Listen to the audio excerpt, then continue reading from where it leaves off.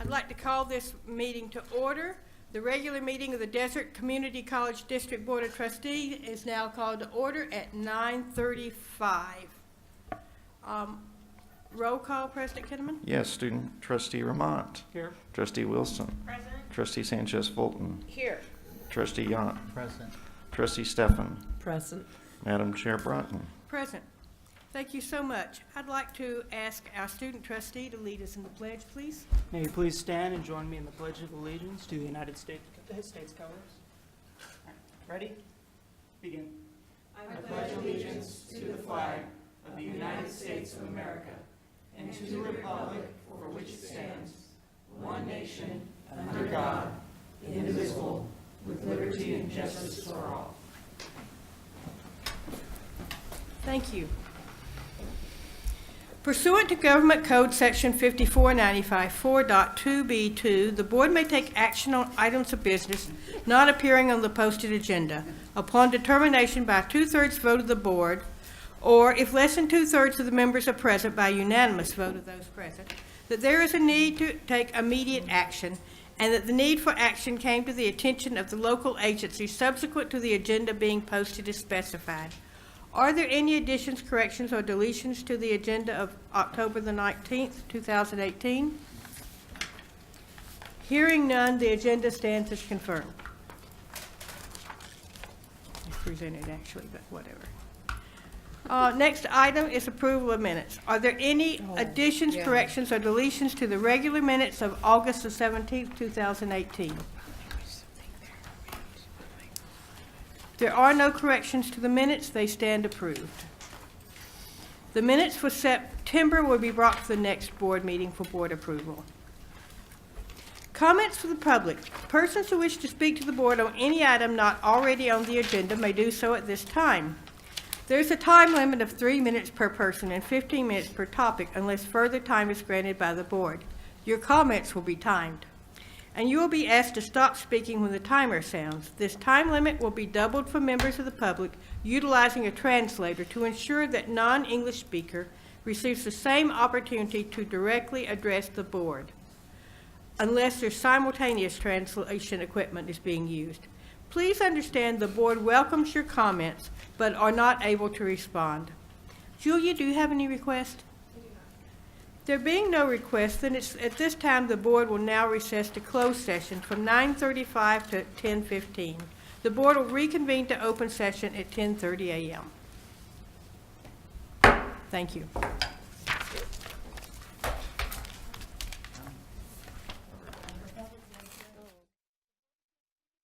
Session took action to issue a final district decision regarding a complaint of discrimination pursuant to Title V, Section 59338, and to direct that the complainant be notified of the final decision. The roll call was unanimous. Next items, public updates. President Kinnaman. Yes, thank you, Madam Chair. We've got several items, but first I'd like to bring everybody's attention to our alumni homecoming barbecue that is scheduled Saturday, October 27th, to celebrate our 60th anniversary. It's from 4 to 6 p.m. at the football field, and it will have barbecue and a lot of friends and alumni attending, so hope to see many of you there. At this time, I'd like to also ask a few people to assist in reading proclamations. First, Scott Cooper, counselor, will now introduce the students who will read the proclamation for Transfer Month.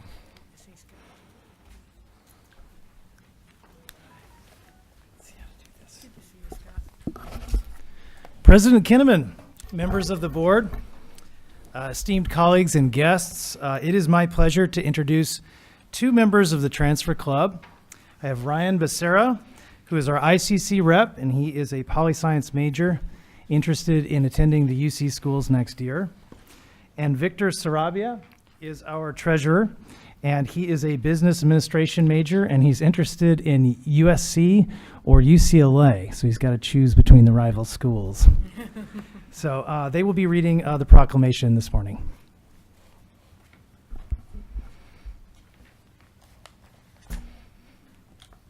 Good morning, Board of Trustees. Thank you for having us here today. It's an honor to speak on behalf of this proclamation. Whereas transfer to a four-year university is one of the primary roles of the community college system, as outlined in the California Master Educational Plan and reaffirmed in the California Promise Program. And whereas the social and community impact of obtaining a bachelor's degree improves financial stability, health, and increases tax revenues, helping our national, state, and local communities. And whereas the State Chancellor's Office has identified the Inland Empire as an area for opportunity for growth in transfer numbers. And whereas College of the Desert is one of the California community colleges striving to achieve the state's goals and is the primary community college system serving the entire Coachella Valley. And whereas College of the Desert has had the largest graduating and transfer-ready classes in our history for the last 3 consecutive years,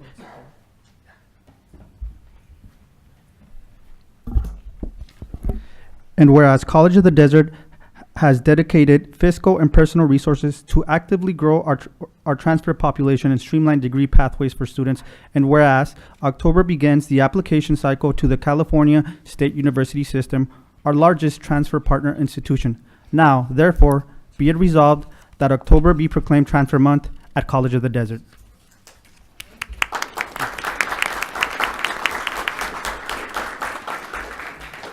Robin, did you get your photo up? You got your photo? Thank you. Thank you very much. Thank you. At this time, I'd like to introduce Kristen Nelson, International Education Program Specialist, who will now introduce the students who will read the proclamation for International Education Week.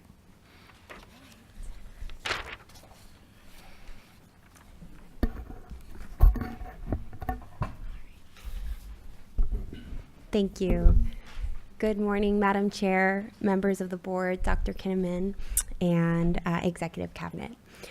My name is Kristen Nelson, International Education Senior Specialist, and today I'm representing the International Education Program on behalf of Director Cody McCabe, who is away on recruitment travel. Today, I'm honored to introduce November's International Education Week. This is a joint initiative of the U.S. Departments of State and Education to celebrate the benefits of international cultural exchange and education in the United States. Because of your generous support of the International Education Program, this annual celebration has become a College of the Desert tradition.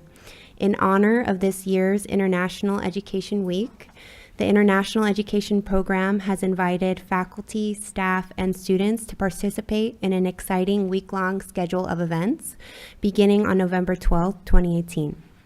The week's events include Roadrunners Abroad, the International Transfer Fair, Internationalizing Indio, the International Trivia Competition, and the International Club Festival. Additional information and details can be found on the International Education Week flyer and on the International Education website.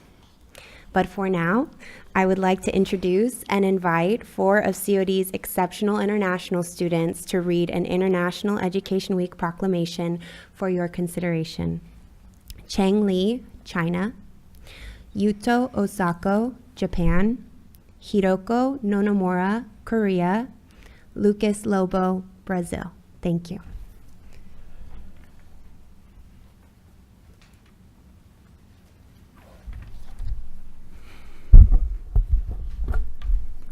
Thank you.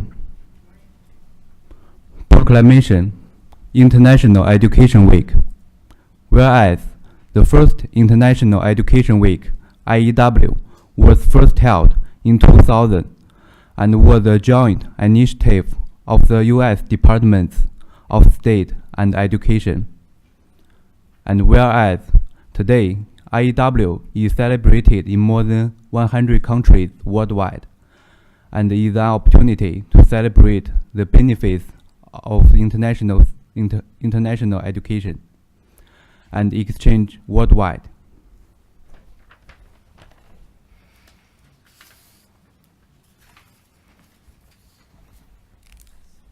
Whereas exchanges are critical to developing mutual understanding and respect, building leadership abroad, fostering an appreciation for the U.S., and investing in the future relationship between Americans and people around the world.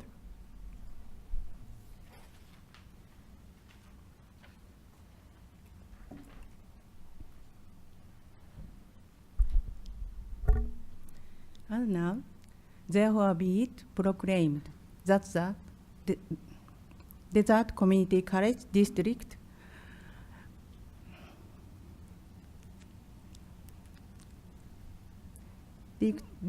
Board of Trustees, faculty, staff, and students recognize and appreciate the many benefits of international education.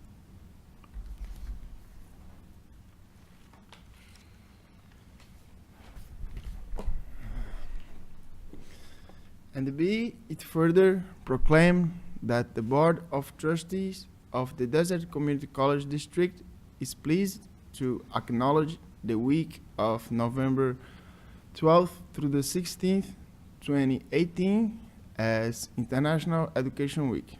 Thank you.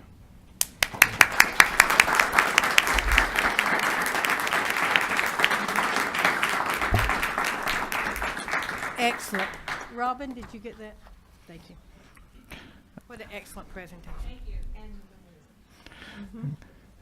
Next, Carlos Maldonado, Director, Student Life, will now introduce the student who will read the proclamation for National Native American Heritage Month.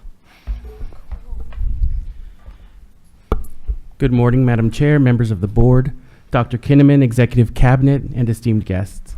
It is my honor today to introduce another of this morning's proclamation readers of the Desert Community College's National Native American Heritage Month proclamation.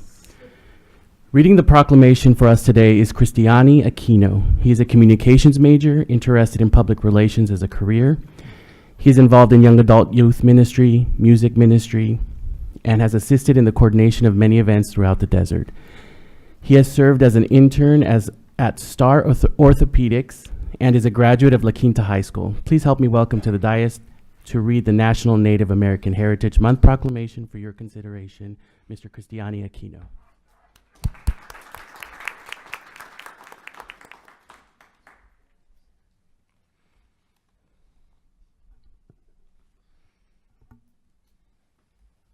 Whereas our nation is inextricably linked to the histories of the Native Americans who first inhabited this great land, and whereas their history speaks to us through the names of our cities, lakes, and rivers, the foods on our tables, the magnificent ruins of ancient communities, and whereas they have great pride in their cultural, spiritual, linguistic, and kinship bonds, now therefore be it proclaimed that the Desert Community College District Board of Trustees, faculty, staff, and students recognize and appreciate the many lasting contributions of Native Americans.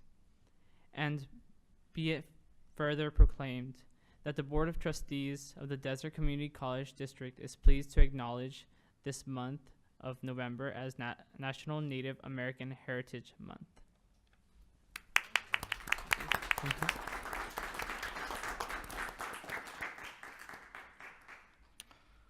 All right, at this time, Carlos Maldonado, Director of Student Life, will now introduce the student who will read the proclamation for Phi Theta Kappa Awareness Week. Good morning one more time. On behalf of Veronica Dodd, a COD counselor and the advisor to the COD Phi Theta Kappa student organization, who is currently serving our students at the Indio campus and is upset that she could not be here to introduce this student, it is my honor today to introduce the next reader for the Desert Community College District's proclamation for Phi Theta Kappa Awareness Week. I would like to introduce you to Erin Dyer. Erin is a returning college student looking to study environmental science and has a current GPA of 3.89 while being a working student and a full-time mother. She is a student representative for Phi Theta Kappa, also referred to as PTK. PTK is an international organization that recognizes our students' academic achievements and provides opportunity for them to grow as scholars and leaders. Please help me welcome to the dais Miss Erin Dyer to read the PTK Awareness Week proclamation for your consideration.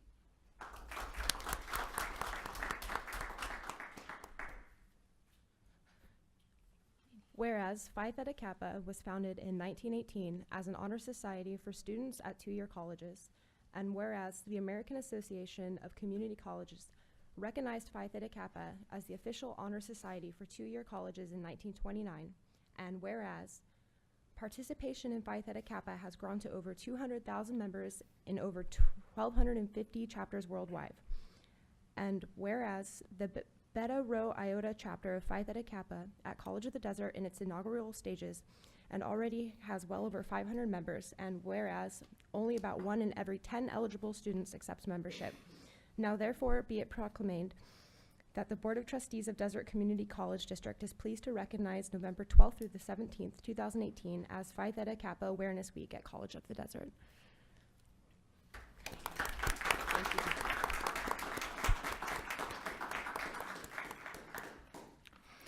Next, I'd like to introduce one of our counselors, Jose Simo, and Jose will now introduce the student who will read the proclamation for Undocumented Student Week of Action.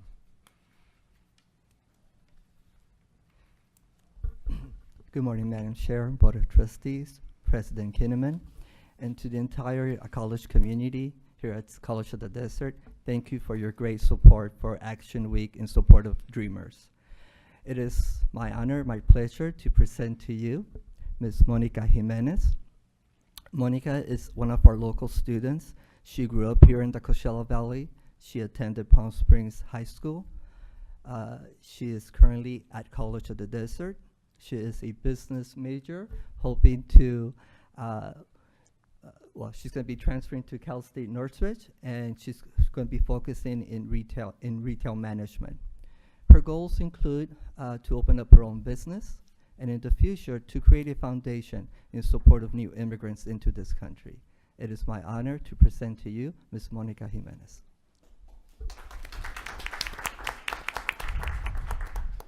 And I read to you the proclamation for the Undocumented Student Week of Action.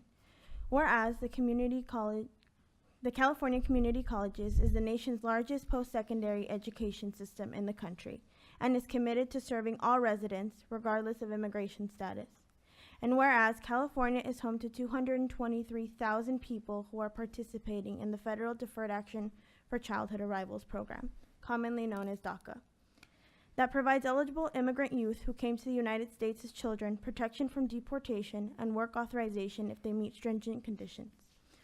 Whereas the deportation of these undocumented students would result in a massive negative impact in the lives of our student population and the country at large, by not allowing for equal educational and professional opportunities for those who are citizens at heart. And whereas in California, undocumented students have access to college through the laws AB 540, AB 130, and AB 131, which, when combined, make college access and retention more realistic for some undocumented students. And whereas California's diversity is a great source of innovation and industry, making California one of the largest economies in the world and an economic engine for the United States. And whereas studies show that deporting of all DACA recipients in the United States would cost the federal government $60 billion and cost $280 billion in losses to the U.S. economy over 10 years, according to the Cato Institute. Whereas on September 5th, 2017, President Donald J. Trump's administration announced plans to eliminate the DACA program after a 6-month pause to allow Congress to address the issue. But Congress has yet to make any advancements on a DACA solution. Whereas College of the Desert Superintendent President Joel L. Kinman issued the institution's values of inclusiveness and diversity statement in January of 2017, in which he reaffirmed the college's commitment to ensuring it is a welcoming place for the success of all students. And whereas the well-being, education, and future of our students, regardless of background, are primary concern for College of the Desert. Our students deserve nothing less than our respect and our support, and we are proud that our students chose to speak at a high-quality education by joining the Roadrunner family at College of the Desert. Now, therefore, be it resolved that the Board of Trustees of the Desert Community College District, in collaboration with the California Community College Board of Governors, the Community College League of California, Faculty Association of California Community Colleges, and other immigrant advocacy groups, declares that it remains steadfastly in support of DACA recipients and other undocumented students in the California Community College system, and call upon Congress to immediately and permanently preserve the DACA program and further work towards comprehensive immigration reform. Be it further resolved that the Board of Trustees of the Desert Community College District proclaims the week of October 15th through the 19th, 2018 as Undocumented Student Week of Action at College of the Desert, and encourages the entire Coachella Valley community to support DACA recipients as they pursue the American dream. Thank you.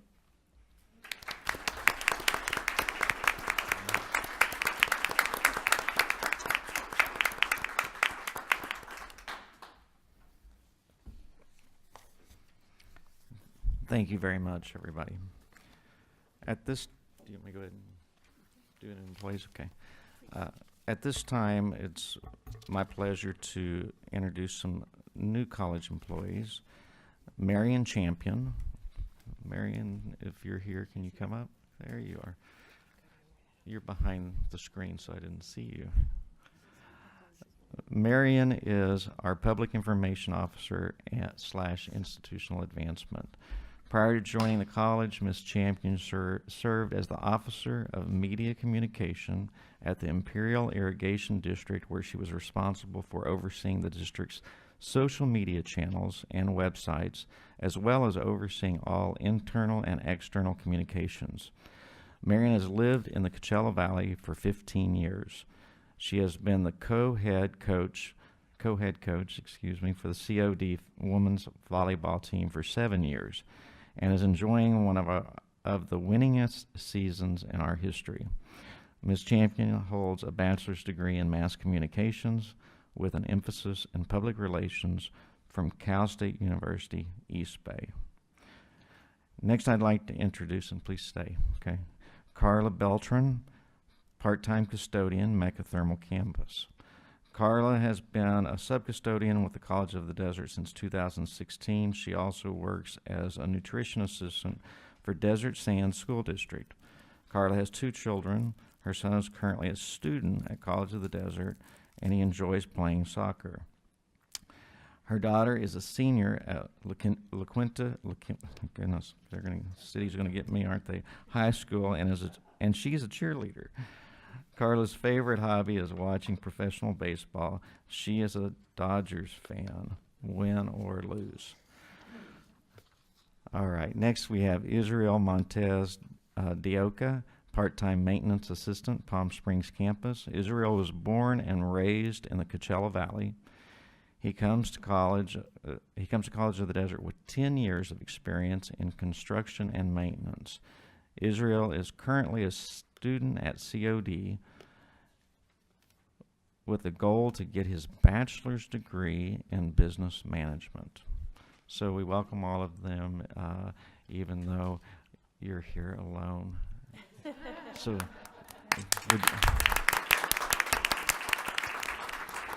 and feel free if you would like to have any comments. Please. I just want to say good morning, and I just want to share with everyone how excited I am to join you full-time here as part of the Roadrunner family. As Dr. Kinnaman mentioned, you know, I've been around the college. I've been here coaching volleyball, but I've been working somewhere else, and this is really an opportunity for me now to take my communication skills, bring them to the college, and join my 2 loves of communications and volleyball all together in one home. And I'm really excited about that. I'm a proud supporter of the community college system. I came up through the community college system, and I'm a really good example of what you can do with a good education and a good degree. And I just really hope that I can take my skills and help further the success of our students with my communication skills. And again, I'm very excited and very happy to be here. So thank you very much for having me. We're going to have you come up and we're going to do a picture, okay? Marion used to help us with Colleges for You out at the Mecca Thermal campus. So she's been volunteering for us for quite a while. Thank you, Marion.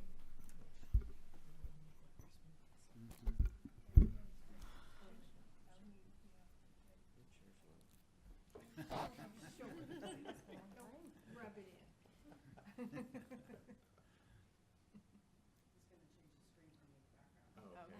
They're going to put the road right. I thought maybe.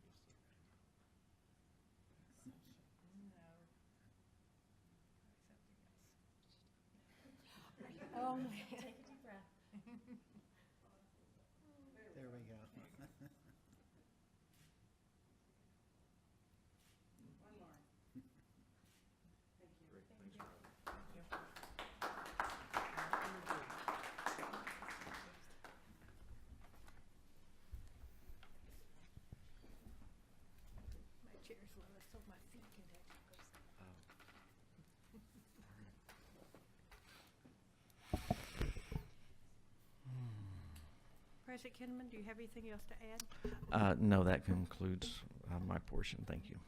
So we'll move on to the reports. The first item in reports is is ASCOD, Associated Students of the College of the Desert.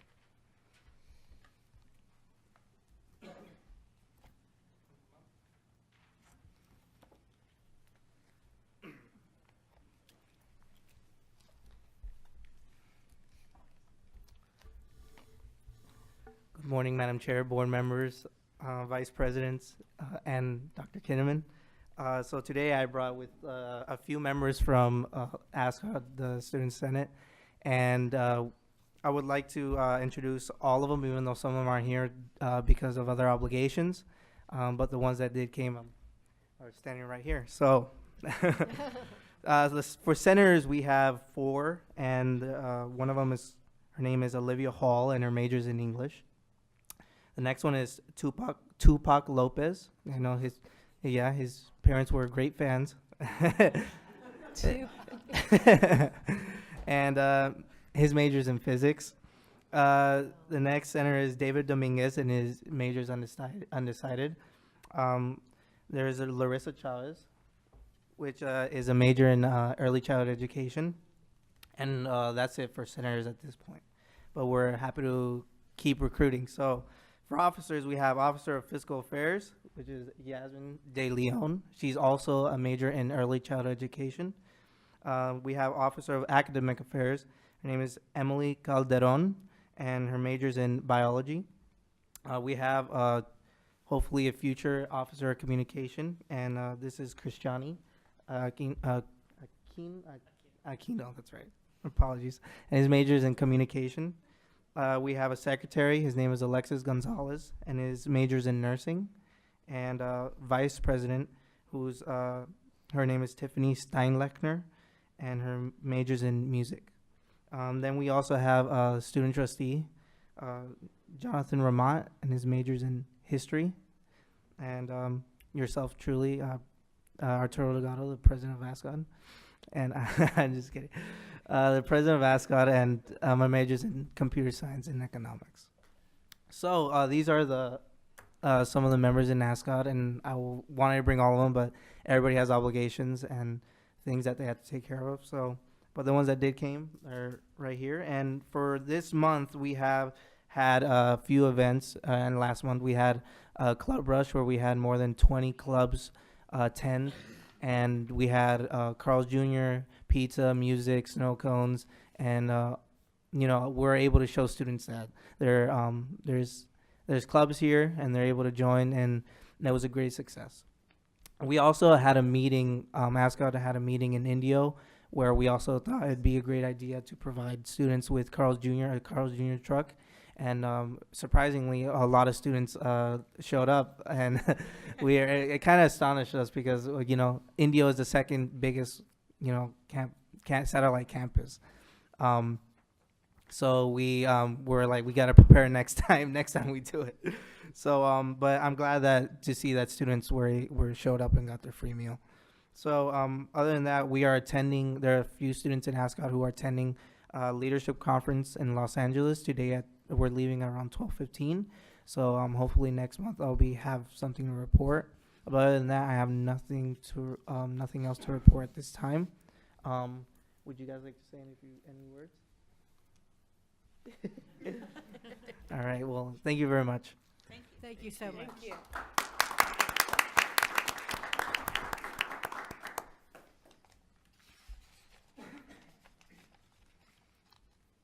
California School Employees Association.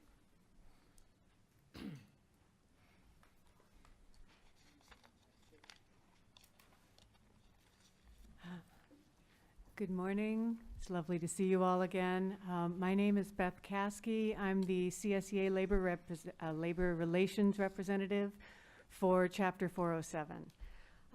Wanted to let you know, since it's October, and hopefully our members are listening to this report, this is the month where our membership scholarship applications can be applied for. CSEA has career member grants that can support the cost of taking even one course in college or community college. And we're also offering free online AA degrees to all members statewide, including every member of their family, don't have to be dependents. So we're very excited about that. Our classified school employees and our CSEA values parallel those of COD.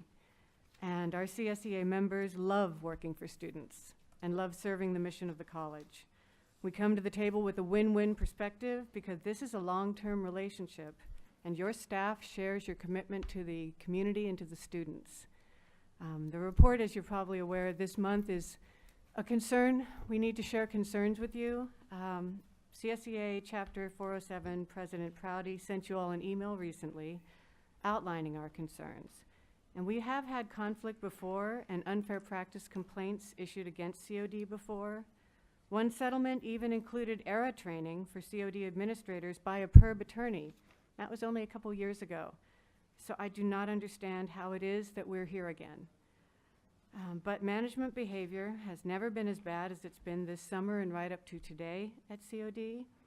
We are heading for arbitration on one violation of the contract, and COD is up to 4 unfair labor practices that require my attention and our legal action at this point.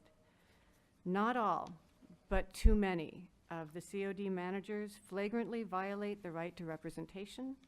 They bully their staff and demand not just compliance with directives, which is completely appropriate, but rather also obsequious submission, which is disrespectful and unprofessional, and frankly, just silly.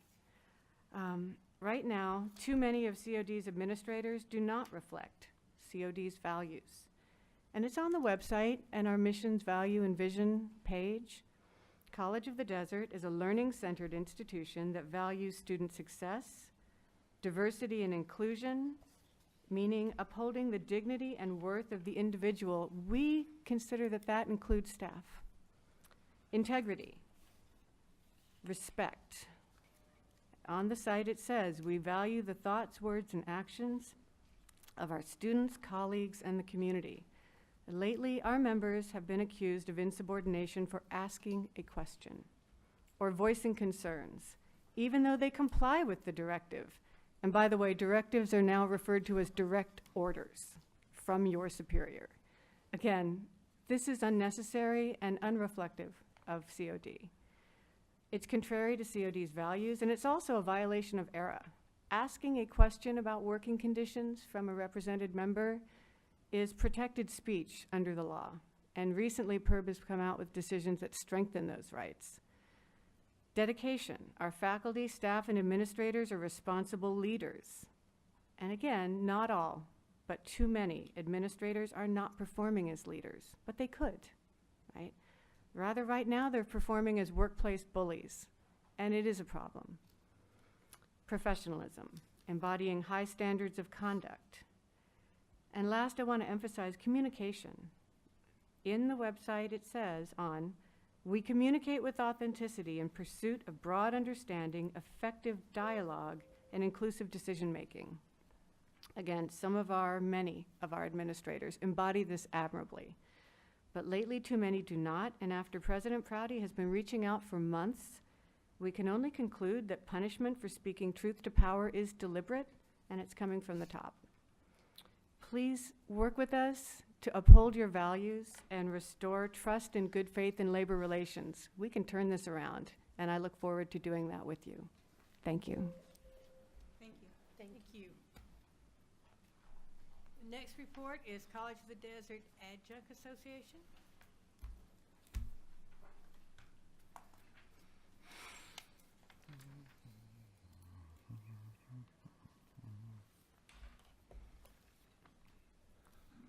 Good morning, everybody. This month I would like to highlight some of the accomplishments that have been made by our adjunct faculty. Adjuncts Nikki Giuseppe and Holly Schneider are the new faculty lab liaisons for the Tutoring and Academic Skills Center. They developed an academic writing workshop for the Doctoral Community College Leadership Program cohort studying here at COD. The cohort was comprised of COD professors and staff led by a National American University professor. The workshop was very well received by the professor and the cohort.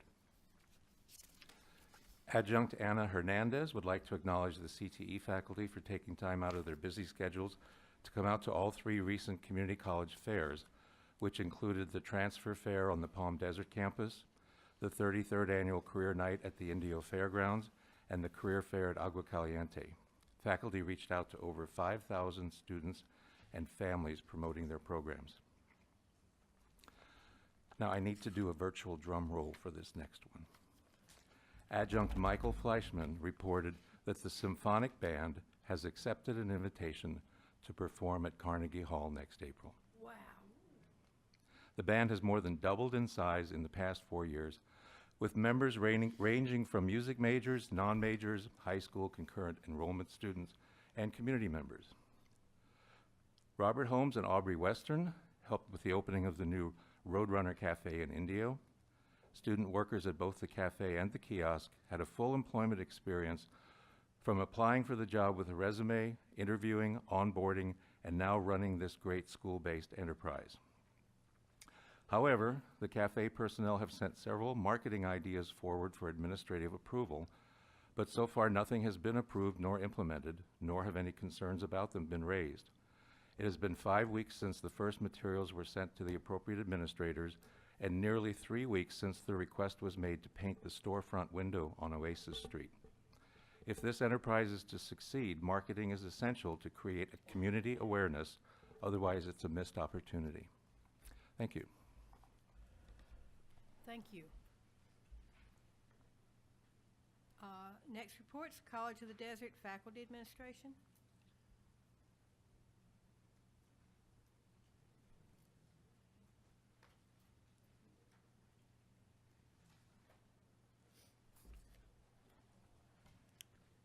Good morning again. Unfortunately, Denise Diamond couldn't be here today, so I'm here to give out the report. On Thursday, October 11, the Faculty Association held an educational forum at the Indio campus for the Board of Trustees candidates for Area 1. All 3 candidates were in attendance, and moderator Amber Black presided. There was also an opportunity for Q&A. The event was well attended and covered by the Desert Sun. Thanks to all the candidates, community members, students, faculty, and staff for your involvement. We're excited for our 2nd annual Faculty and Administration Bowling event, which will take place next week on Thursday at Fantasy Springs Lanes. The response from administration and faculty has been excellent, and we look forward to a fun-filled event. Many thanks to all. On bargaining. The district and COFA has met. The district presented its proposal on class size. The Academic Senate Executive Board has specifically requested to meet with administration on this shared governance topic. The next bargaining session is scheduled for October 23rd. Then we will have 3 more sessions before Thanksgiving. On grievance, COFA has 1 level 2 grievance which requires a written response. We are waiting. The association is also representing 2 faculty members who have requested reassignment. Regarding our emergency fund, the association has processed several students' emergency fund applications. Heather Benes is working with the foundation to clarify any changes in process so that we can replenish the fund that faculty so generously contribute to. Thanks to John Ramon for your support. The annual AB 540 workshop was held to educate faculty and staff on the resources available for DREAM Act and AB 540 students. Congratulations to Alas con Futuro for an excellent event. Thank you. Thank you. Next report is from the Academic Senate.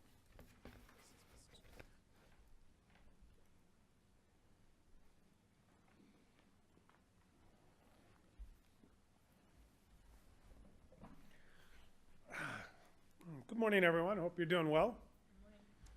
The semester seemed to start off kind of slowly, but it's become a very busy time now as our faculty are involved in important projects such as guided pathways, planning, development of our response to AB 705, and of course a lot of submission of new and updated courses, and there's much, much more. We're making significant progress on guided pathways since Dr. Kelly Hall has joined our group and taken the lead.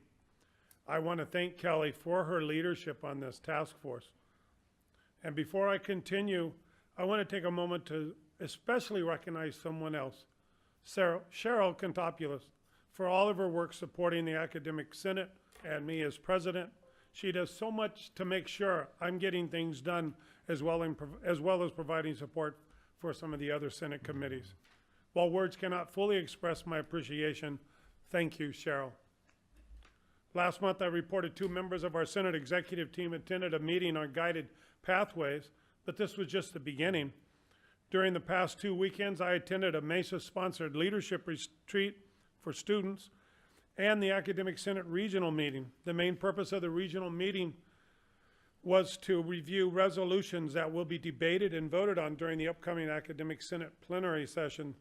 Some of the resolutions involve the Academic Senate support for a California online community college, redefining the faculty obligation number, using multiple measures in addition to high school grade point average for student assessment and placement practices, degree and certificate awards in response to the new funding formula, and support for the University of California associate degrees for transfer in physics and chemistry, guided pathways, student strategic enrollment management and program planning, and guided self-placement.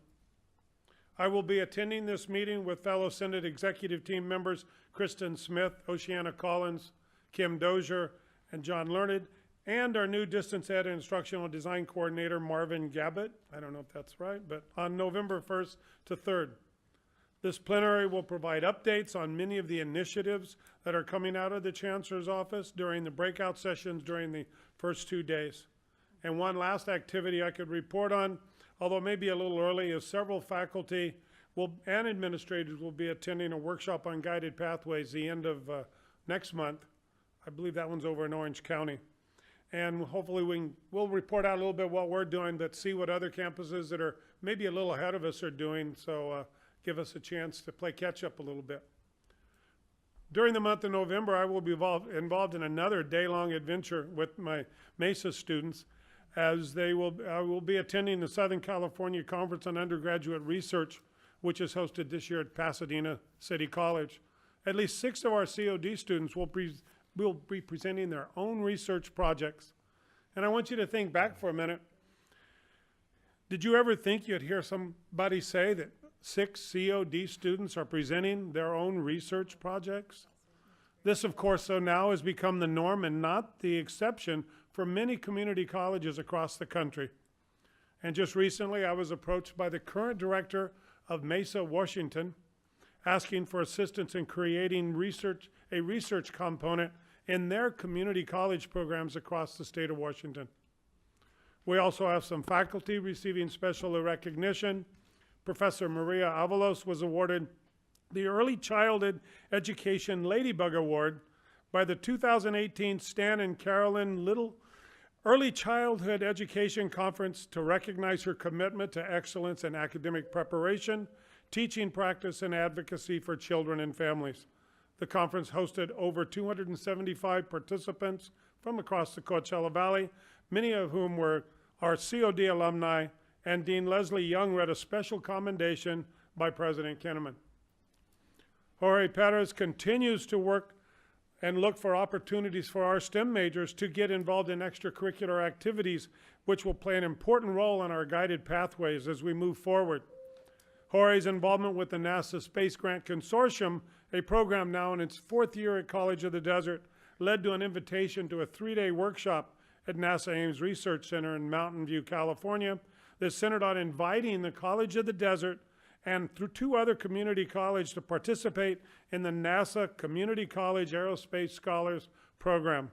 This program gives STEM majors an authentic NASA experience and encourages them to finish a 2-year degree as well as, and go on to complete a 4-year degree. So you should be hearing more about this in the future. Thank you. Thank you so much.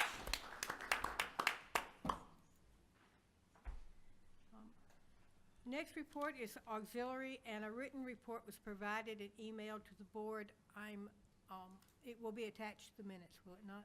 Okay, so for those that wish to read it, it will be attached to the minutes and up on the website. Am I not?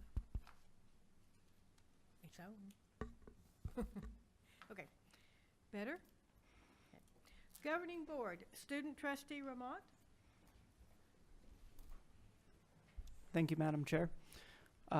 Over the past month, I have had the opportunity to participate in this semester's Club Rush, and I am happy to report that our COD Vice President did an excellent job coordinating those efforts. Our clubs are an integral part to campus life here at COD, and I was happy to witness a very positive turnout. I also had the pleasure of joining members of our Symphonic Winds in performing for a foundation dinner earlier this month. It is always a wonderful experience for our school's musicians to be engaged in special events in our community. Also, earlier this week, I joined the board of our local World Affairs Council chapter in our first official meeting this season. We will be having our first dinner this Sunday. And on behalf of that board, I would like to thank College of the Desert for its continued support of the World Affairs Council and all that it does to develop and educate the students of our valley. I am looking forward to reporting on the success of this year's World Quest competition that will be occurring in the coming months. World Quest is one of the many ways in which the World Affairs Council reaches out to our local high schools. And the program's continued success has been a great benefit to the broader community of this valley. Lastly, I'd like to congratulate our own KCOD as it makes the final steps to begin broadcasting valley-wide on FM radio. That concludes my report. Thank you, Madam Chair. Great news. Thank you so much, and yay, KCOD. Absolutely. Trustee Wilson? Thank you, Madam Chair. First of all, I'd like to express my appreciation to all involved with putting together the 60 years of COD opening reception at the Marks Arts Center Gallery. Great work by all, and a lot of hours, spent putting that together. Also the music, entertainment was great. The rolling video of the history of College of the Desert, filled with so many different photos. So job well done to everyone involved with that effort. As you may recall, Madam Chair, I am this board's representative to our foundation. We have Dr. Mosser's report. There is a slate of proposed officers that will be on the foundation board's agenda for action at their next meeting. It's a solid group of individuals who will work hard for COD, and I congratulate them for their willingness to step forward and serve as an officer of the Foundation's board. One of the challenges facing Foundation board members is understanding and operating within the confines of the Brown Act. Many Foundation board members also serve as board members for nonprofit agencies, and with that, don't understand why things like posting an agenda can be done one way with one nonprofit, and then the same thing done a different way at the COD Foundation. But we are continuing to work on getting members up to speed with the Brown Act. Also, in the Foundation Board's wisdom, I am the chair of the Development Committee. This committee consists of the chairs of the Foundation's standing committees, such as Academic Angels, Business, Plan Giving, just to name a few. The Development Committee's mission is to increase support to the college and our students.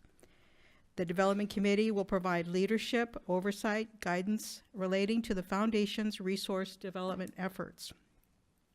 Apparently, this group has not met for about a year. We do have the fundraising goals for this fiscal year for each of the committees, and we have a meeting scheduled for next week. So the Foundation, we are working very hard to come back. We are recruiting new employees.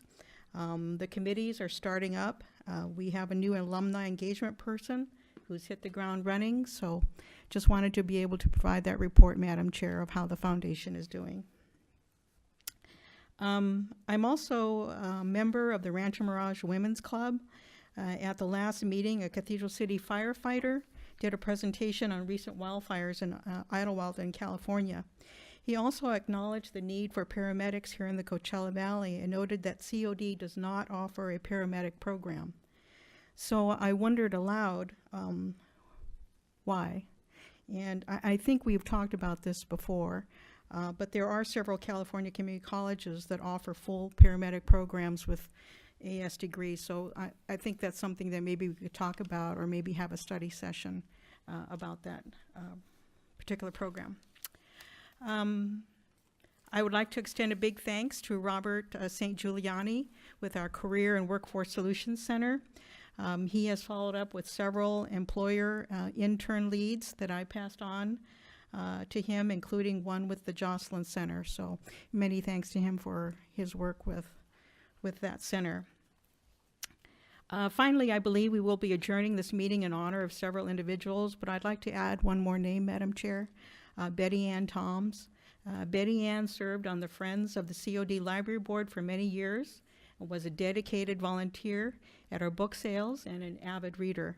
She passed away last week, and as the Friends of the Library Board Chair Marge Dodge put it, let's hope there are libraries and book sales in heaven.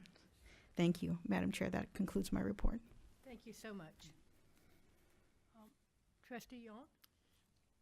You want to go first? Yeah, I'm just reading the list. Mary Jane, you want to go first? I didn't skip you on purpose. I'm just reading the list. Okay. Just wanted to, it's been a very busy month. So I just wanted to, the most recent, I really want to thank the Office of Student Life for bringing the screening of Hailing Caesar. It was done here at the multipurpose room by Eduardo Chavez, the grandson of Cesar Chavez. So it was very, we had the community, we had students, and it was a very riveting film screening. I hope to see more film screenings here at the College of the Desert, and got a lot of feedback from a lot of our students because that's their background. And so it was very beautiful and very touching. I want to thank the team that put that together, Carlos, for putting that and inviting them. Thank you so much. It was so impressive to tour the KCOD. For all of you, the KCOD new building is right across the street, and it was wonderful, and I really want to thank the teachers and Steve for inviting me over to do a tour and also speak to our radio students, our majors, and had the opportunity to be interviewed. It was really interesting experience, and I remember our award-winning KCOD and looking forward to seeing the great things that they're doing. Also attended the Sun City Country Club meeting and gave an update of what COD is doing out in the community, especially in our Indio campus. Yesterday I had the privilege of attending the California Retired Teachers Association of the Coachella Valley Luncheon. It was a wonderful experience to talk to a lot of our Coachella Valley retired teachers that have dedicated their lives to our students. So that was wonderful, and I became a member of that organization, having taught at the Coachella Valley Unified as well. So it's a very wonderful group, and I believe we're going to have some comments made. They're going to be talking about some topics such as availabilities for teachers to get some scholarship. They'll be speaking on that, I believe. So I don't want to go into it. I would like to see a closer relationship with that organization. Also, something really neat. I got to see the Indio Campus Cafe, the student-run cafe. Please come out. Please come and support our cafe. I mean, I was just so pleased to see that they had daily specials for students. It was wonderful to see run by our students, And it just coming in there, it was just like a dream come true, because that's something that you get real life experience, and it's run by the students, and that's what it's about. So I really want to thank the Moss team, because they also gave me a little introduction of what the tour of what we're going to see in India and the new building, and we're going to be actually having a report, I believe. So that was really kind of neat to actually see it. I also want to thank the Office of Student Life and all the Ask God for the Carl's Jr. food truck. There was a line just going all the way out from Oasis down for that food truck. I really want to thank Carl's Jr. for being there. It was just, it was wonderful to be out there and seeing that excitement and bringing that food truck to the Indio campus. I know Carlos, you were there, and I really want to thank the dean that is there as well. We had a very successful COD shakeout yesterday, I believe. So I just, I heard it went well. I got the text as well. I actually thought it was an earthquake. So, you got this text warning, and I went, oh, but it was a test. So I really enjoyed getting that text, because it tells us that we're ready for the shakeout here at the college, and your lives, the faculty, the students, and everyone here. It could happen on our campus, so it was great to do this drill. A great workshop also I didn't attend, but I helped out. I heard a lot of my constituents were telling me about the DACA workshop that was there yesterday at our Indio campus, along with TODEC. I heard it was a very successful workshop there, and I really want to thank the College of the Desert for putting this type of community workshop here in the Coachella Valley. So it was a wonderful workshop. As well as, along with Trustee Aurora Wilson, I really enjoyed attending the opening reception of the 60th anniversary with the keynote talk from our president, Dr. Joel Kinnaman. It was wonderful to have that history and to share that history with the public. I didn't even know we had cheerleaders. So that was quite interesting. And then it was just so fascinating. So for those that have not gone there, please go to the exhibition. It was just really fascinating to know more about the college that we're working at, that we're teaching at, and for the students to get to know the college and the history. So I thought it was a great exhibition. 60th anniversary. You're going to learn a lot about the college. So also during the month of September, I'm going to go, if I may, attended the LULAC of the Inland Empire. I don't know if all you know, but I'm the president of the LULAC Inland Empire, and we had as the keynote speaker Desiree Sanchez, the ACLU attorney for the Inland Empire. So there is a chapter for the ACLU here also, but it was a wonderful talk on housing issues here in the Inland Empire in the Coachella Valley. It was a wonderful talk we had, and most of all, very, very, very excited to attend my first ever Haku conference. Never attended that. What an eye-opening, what a experience. Dr. Neary, thank you. Katie, thank you. What a pleasure for us at COD to shine in a national, we had standing room only on the workshop, Breaking Barriers workshop. After the talk, Dr. Neary and Katie were just bombarded by other universities. How are you doing it? What are you doing to make you guys so successful? It was such an honor. For those that weren't there, it was so, we don't see it, but we are the envy of other colleges and universities.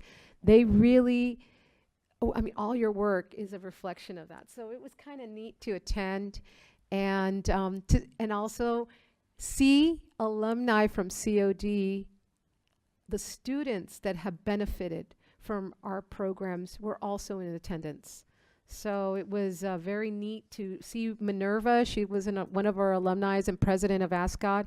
She was there, and another student was there from COD alumni. So we saw a lot of the alumni students there, and it was really a great opportunity to share best practices. We did talk about, and I will share with the board and the president about the Title V funding that's going to be coming available in the National Science Foundation opportunities and other scholarship opportunities and funding models that are coming in the federal.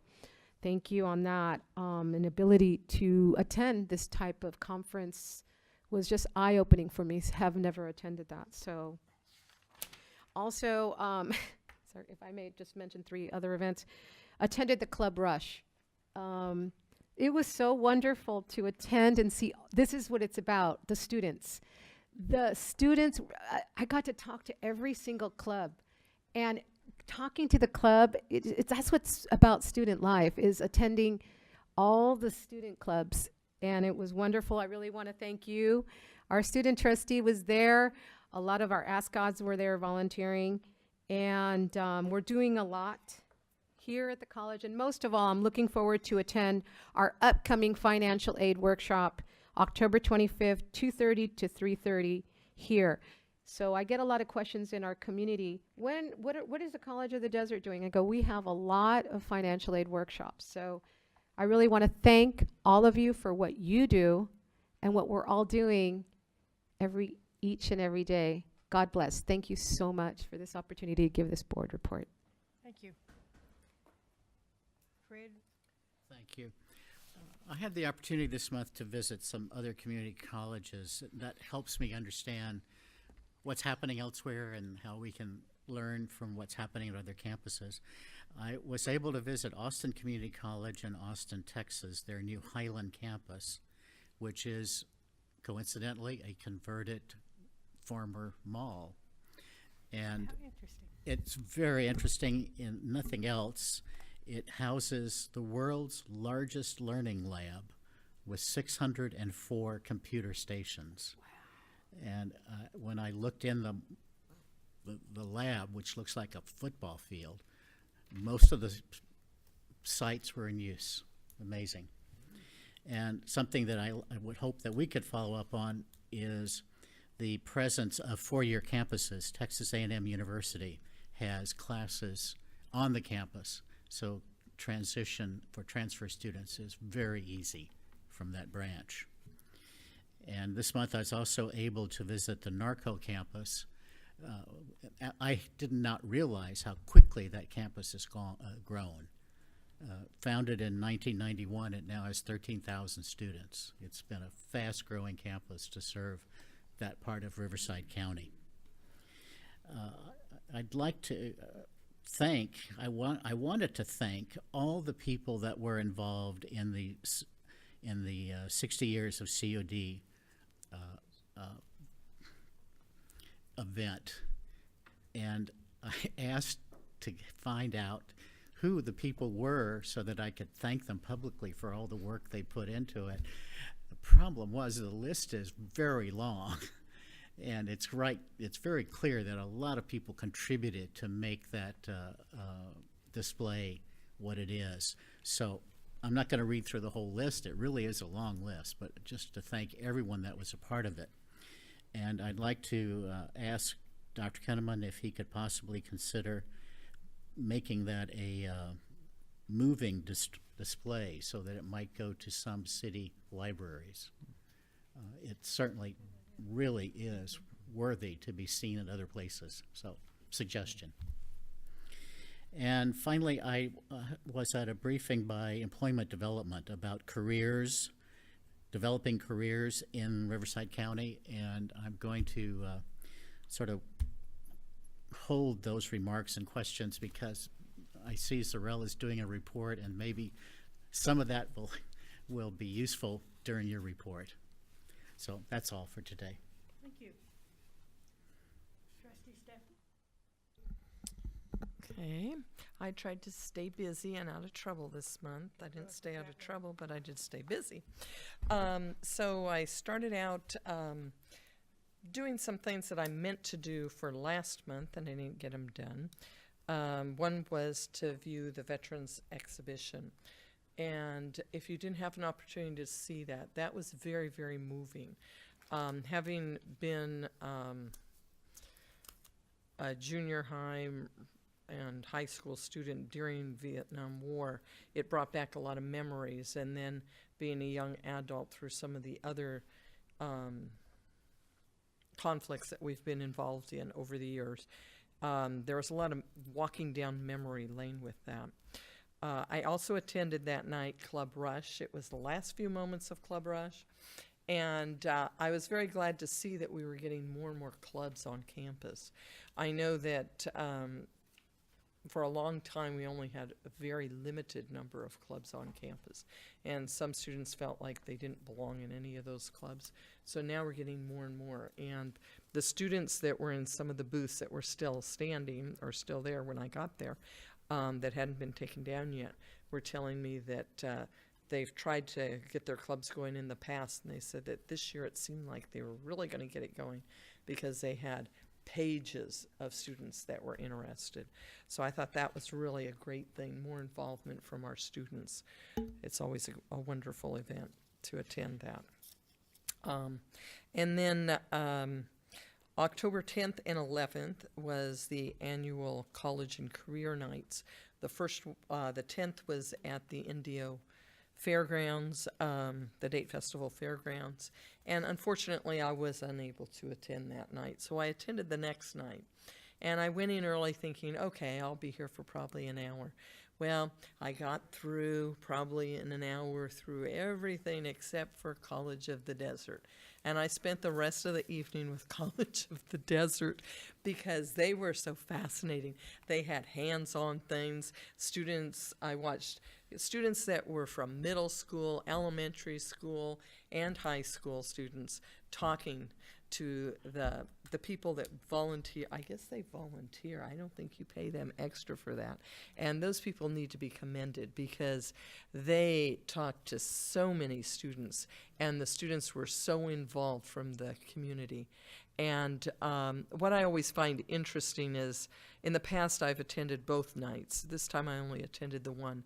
But every time I do, if it's in the East End, Indio, or whether it's in Rancho Mirage, there are students from all over the valley at both of those.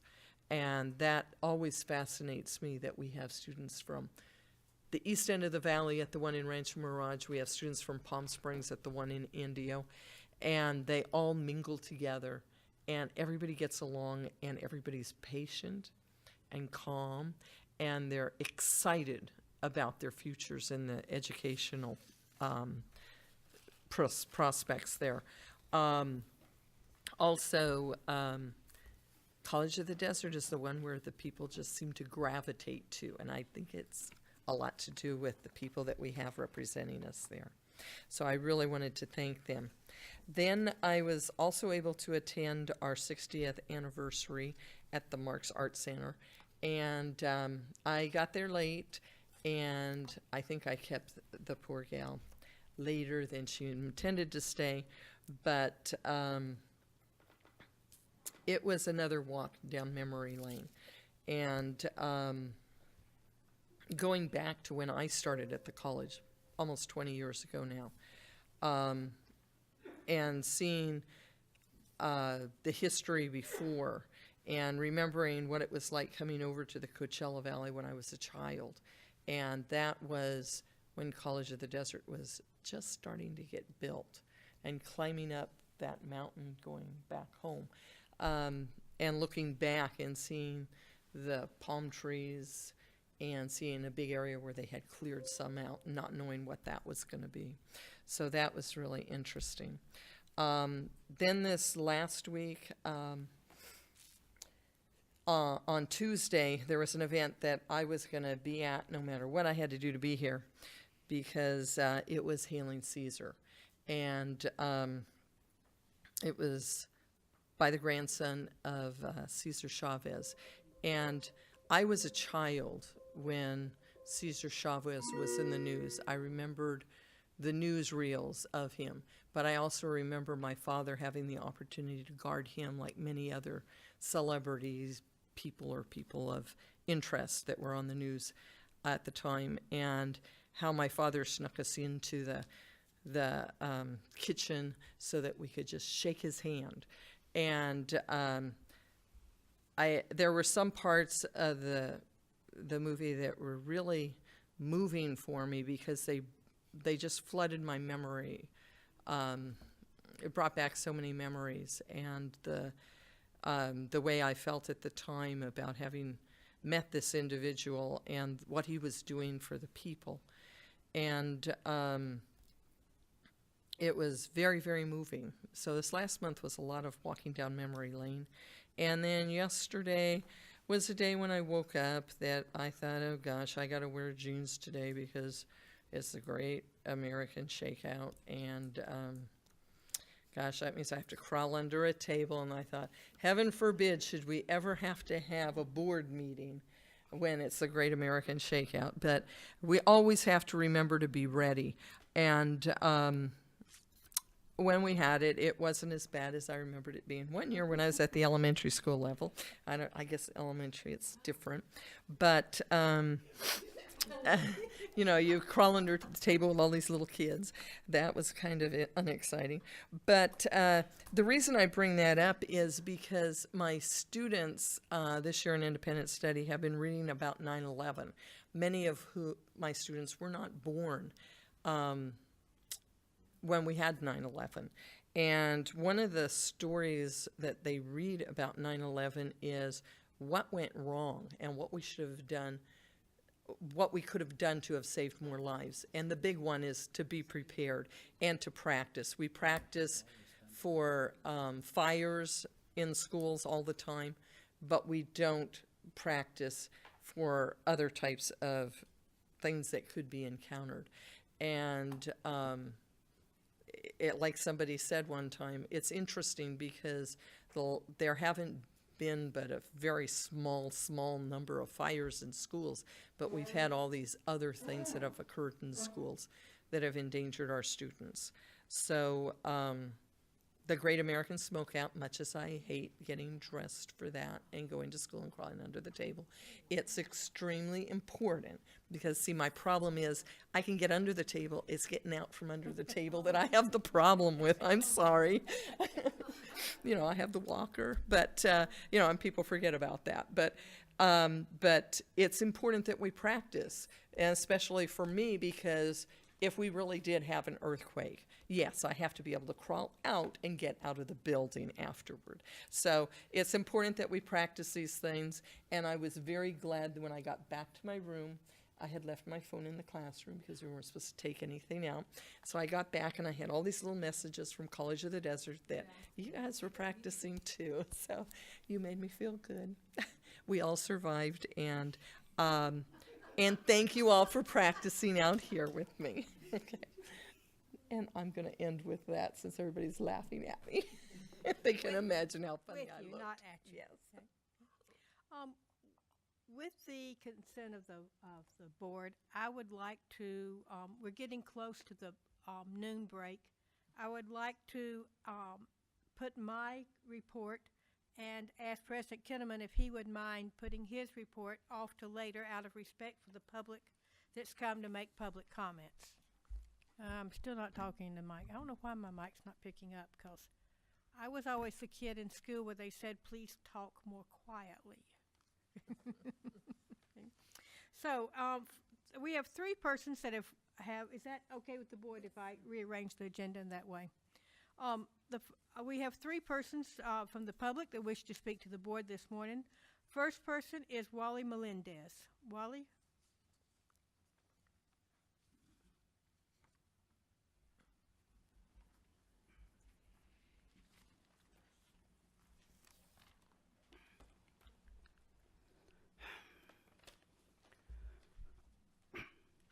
Thank you, Madam Chair. Good afternoon, Board of Directors, employees of the college. I'm Wally Melendez, and I'm the commentator. I make comments wherever I go. And I appreciate the opportunity considering my history, when at one point, for a long, long time, I couldn't even say my name in public. So, whereas those kids, you know, are really smart. They're the creme of the creme.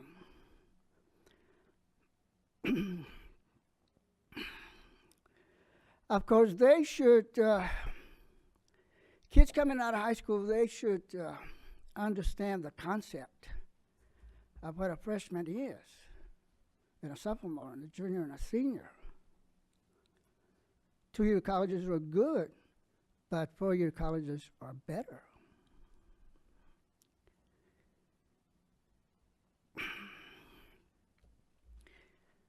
I would like to ask you all to please make copies of the agenda. Guys like me, I'm 73 years old. I got to go to the restroom. And I'm thinking if I go to the restroom, I'll miss my chance. Since I don't have the agenda, I don't know where we are on the process. So please make some copies of the agenda. And I still have 1 minute more. And Madam Chair, you, as the chair, is your responsibility to remind people when they exceed their allotted time. The public like me and even students that want up here, they just get 3 minutes. And I've been reminded before, but I have noticed, Madam Chair, that you do not remind anybody else, and that you should, as a matter of respecting the rules and as a matter of fairness. And I still have 18 seconds to go. And I want to thank you all for doing a great job, you know, on your jobs. You work hard, I understand. And so I commend you all, and I wish you well. Thank you. Thank you, Mr. Melendez. Next speaker is Jim Jones. Now we'll find out why Jim's been sitting in our audience this morning. Jim. It's good to see you. Hi, good to see you. Thank you for adjusting your agenda for me. It's been a long sitting there. I represent the California Retired Teachers Association, and you heard a little bit about it on one of the reports, and you're receiving some materials about us as well. First of all, a little background and history of CalRTA, and then a little bit more specific about the division that I represent. This is the 90th year that California Retired Teachers Association, CalRTA, has been fighting to protect and improve teacher retirement security, has been providing support to the education community through teacher grants and student scholarships, has been offering a social network for teachers to stay connected with friends and make new ones, and has been providing an active grassroots community for those who want to stay involved. Some of the legislative and grassroots accomplishments that we have: we help secure full funding for CalSTRS, which all of the faculty at your site are a part of, and they'll be joining us in the future, to protect retirement benefits. We've defeated some pension reducing ballot initiatives that have been started in the state of California. We've successfully sued the state for $500 million payment plus interest to SBMA. That's the Supplemental Benefit Maintenance Account, which helps our older retirees who, of course, retired a long time ago and do not have the same pensions we have more currently, and their power of purchase power is helped by this particular thing. We've secured money from the Elk Hills School land revenues for teacher retirement benefits, and we are constantly working to repeal the windfall and elimination provision and the government pension offset, which penalizes teachers, firemen, and other public servants because they're receiving a pension, their Social Security is lowered. And quickly, I'll just jump over to some things that we're doing here in the Valley. We represent teachers, both active and retired, who have a pension from CalSTRS in Palo Verde, Coachella Valley Unified, Desert Sands, and both community colleges in those communities.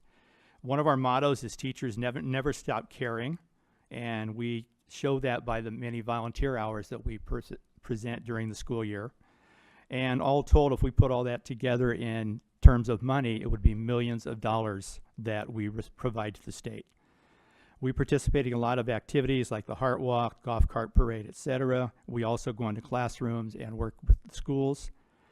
Things we're most proud of is how we support public education. We provided last year $2,000 grants to classroom teachers and $7,000 scholarships to graduating seniors from the local high schools. I'll be quick. We also acknowledge teachers who have been teaching for over 30 years by presenting to them a longevity gift to let them know that we appreciate the many years that they put in. Thank you. Please read the materials that I provided at your leisure, and we're open to members, whether they're school retired teachers or community members, because we're looking out for teachers who have spent their years in public service. So thank you very much. And thank you, Jim, for all the work you've done with Coachella Valley Unified. Felice Nunez.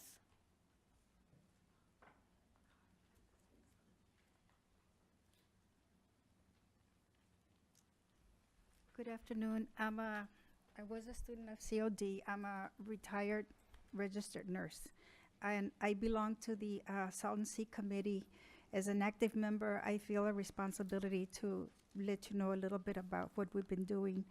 We've been going to city councils, to the office of Manuel Perez, Eduardo Garcia, Raul Ruiz, to influence them to look at the Salton Sea disaster that's happening.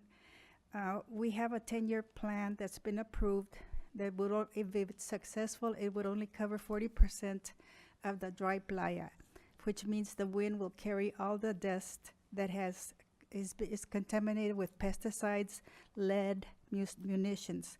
Already around the Salton Sea area, there's children with bleeding noses, asthma, and there's a cluster of cancer amongst our border patrol that protect our frontiers.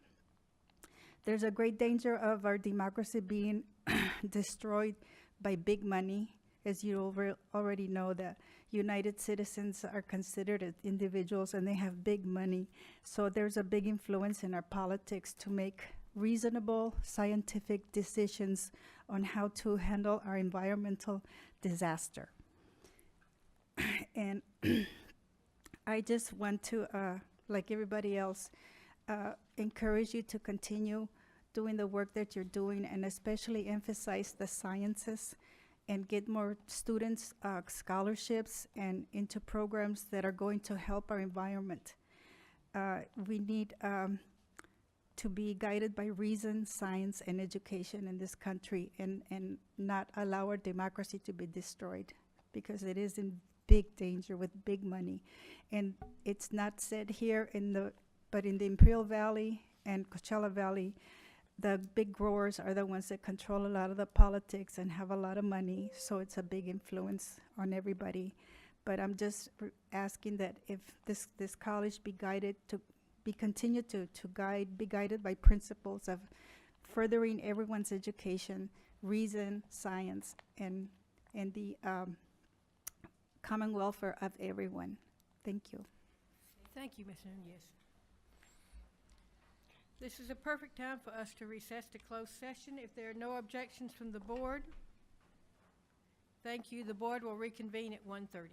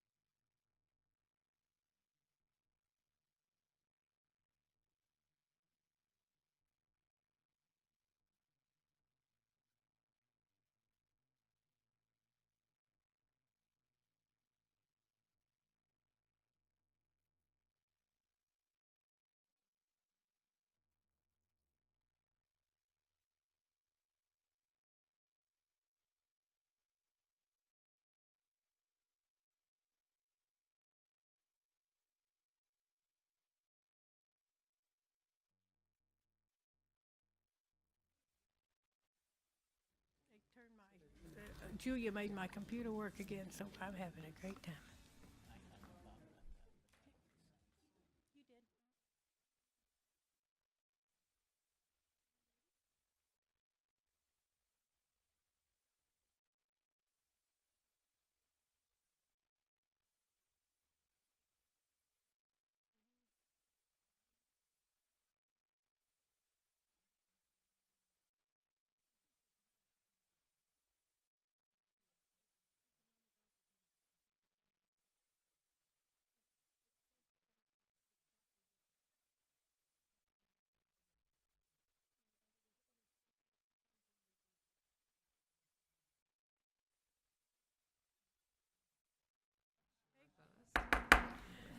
I'd like to call the meeting back to order, that being a loose term.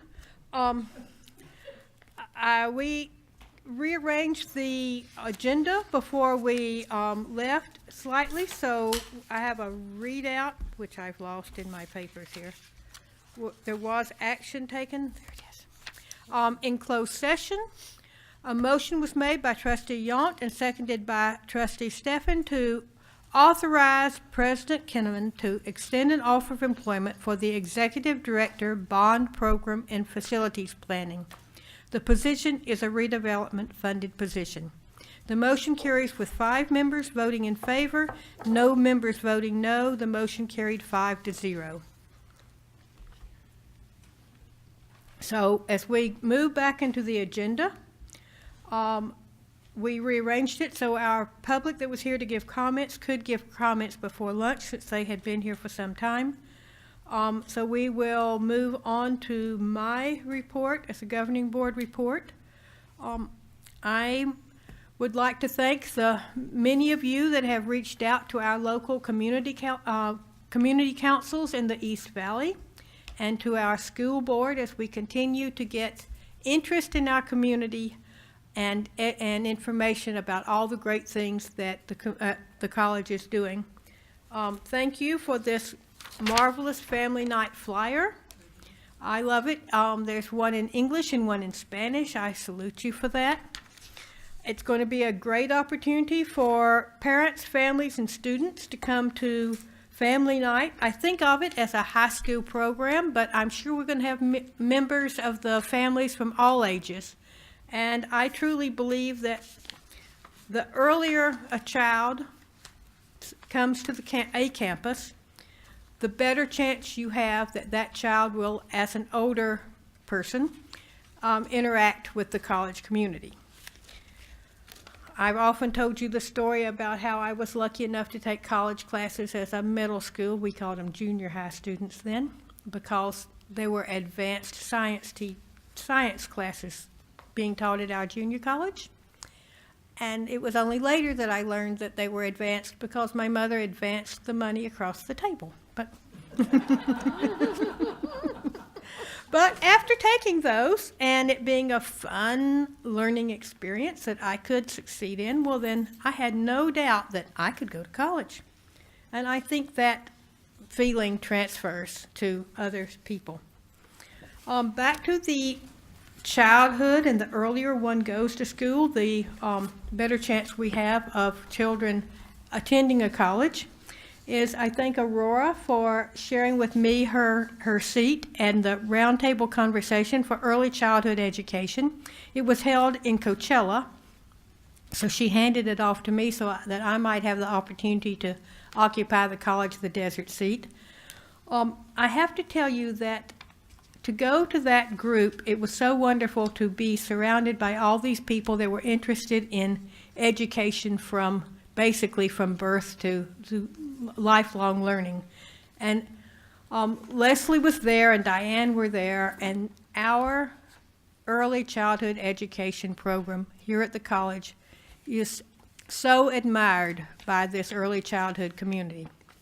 I wish that our friend Jim Green had been there. I never go to one of those and I don't think of Jim. But the main push from Assemblyman Garcia was looking for funding and streamlining the funding for childhood education. It's interesting to know, and this was the simplified graph of how money is given to childhood education. This is the simplified graph. I'd like to have seen the other one. It was interesting to learn how many of our students, our college students, are on the waiting list of our early childhood center so that they can put their children in our classes. So we need, as a college community, to figure out how to grow that opportunity. It's a win-win situation. The children, the babies, the little people, have an opportunity to be exposed to a quality curriculum. Their parents have an opportunity to be exposed to a quality curriculum on their own level. Often the stumbling block, I say mostly for mothers, but it also happens to fathers. The stumbling block for these parents to go to school is finding affordable and safe and quality education for their children. So Assemblyman Garcia is looking for more funding from the state to help us. They're looking for ways to simplify the funding, which is indeed complicated as to who can receive what sort of funding. So I salute our early childhood education community for continuing to stay engaged in that. It's a very important thing to our community. And I'm thanking Annabelle and Jessica and Oscar for coming out to those various night meetings for the community councils and presenting our wonderful opportunities such as more about pledge, more about family night. Those are really important things, and that is a community where you may just talk to a small audience, but that information spreads. So thank you very much for that. I've been looking for some more opportunities, some easier ways to reach the people in the East Valley. You know, we're always worried about transportation. And I made some interesting discoveries. One thing was, when I attended that meeting at the new Coachella Library. Oh, wow. Members of that community have worked at raising money for that library for years, and that was part of the money that came from that funding. But looking at those classrooms that Coachella has in that library, it'll be a wonderful opportunity for us to reach to that community, to offer education there in their library. It's a place they know and feel comfortable. They're not huge rooms, so the classes will be comfortable to them. They're not walking into a large auditorium where they'd feel like a number. They'll remain a person. And it'll give us a chance to reach several different audiences. One, that people that might never go to a campus if it was their first interface with a college, and others that can't get to a campus for whatever their life reasons are, and the others that just need that class, and it works out. We used to teach classes on CV High School campus, and we had they were basically for the students of the high schools, but they were open, of course, to all community college students, and students would discover that they were there and they were in Coachella, and it was like, yes, I'll go take that class because it's really a convenient place for me to go. So partnering with Coachella in that public library situation is really going to be a boon for our community. The others, the very ends of our Desert Community College District is huge. It extends into the Imperial Valley. Salton City is part of our Desert Community College District. And as you know, I have stressed for years about how we can reach those students at West Shores High School. We do have a program where we go down and interface with those students. We're in talks with, but I don't believe actually have dual enrollment there. But I have discovered that Salton City, unlike Mecca, has very good internet service, and it's affordable. So perhaps we can offer more internet classes and more hybrid classes down in that area so that students have that option. Students at work, drive into town, but don't have time to stop for a college class can perhaps do it that way. I've talked to students that have taken internet classes from this college. I've gotten very good feedback from them. And I've talked to people that do live and have lived in Salton City, and they verify, you know, what the internet says and what the providers say, that's one thing. But you talk to the people that actually live there and they go, oh yeah, you know, it really doesn't work here at all. No, that's not what they tell me. They tell me that the internet service is actually reliable and fairly fast. I mean, it's like, remember when we thought computers were fast? Well, we all don't think that anymore, but internet service is about the same. We used to think it was fast, and now, yeah, it never seems that way. It's like, you know, so I think that's an opportunity, and I hope we will. I hope we'll explore some of those possibilities, because that would reach out to that segment. It's not a huge population, but they're a very deserving population to have some kind of opportunities. Of the career night, I think that's important that we continue that interaction. I heard wonderful reports from it, so thank you so much, College of the Desert, and all of you that attended that. It was absolutely wonderful. The success part of my report today is I was approached by a young woman that she has worked at coming back to school for years. I got this text that says, I have 3 more classes and then I can transfer. So we do it. We hang with people. We encourage people, whether they're a high school senior that we're giving an opportunity to go to school full-time, or whether they're a returning student that can only take a class here and a class here and a class here to work with their family and their work situation. We do encourage student success. That's a product of everyone's work, and I thank you for that. The remainder of my report, I'm going to roll to Dr. Kinnaman, because he and I have been discussing an interesting possibility here in the Valley. So thank you. Thank you, and I like that roll to transition. So there's been several things that's been brought to our attention, and I want to emphasize again the trustees having the vision and the leadership that they have, both for the future of the Valley and also for the future of the college. And a couple of examples is the NAU doctoral program.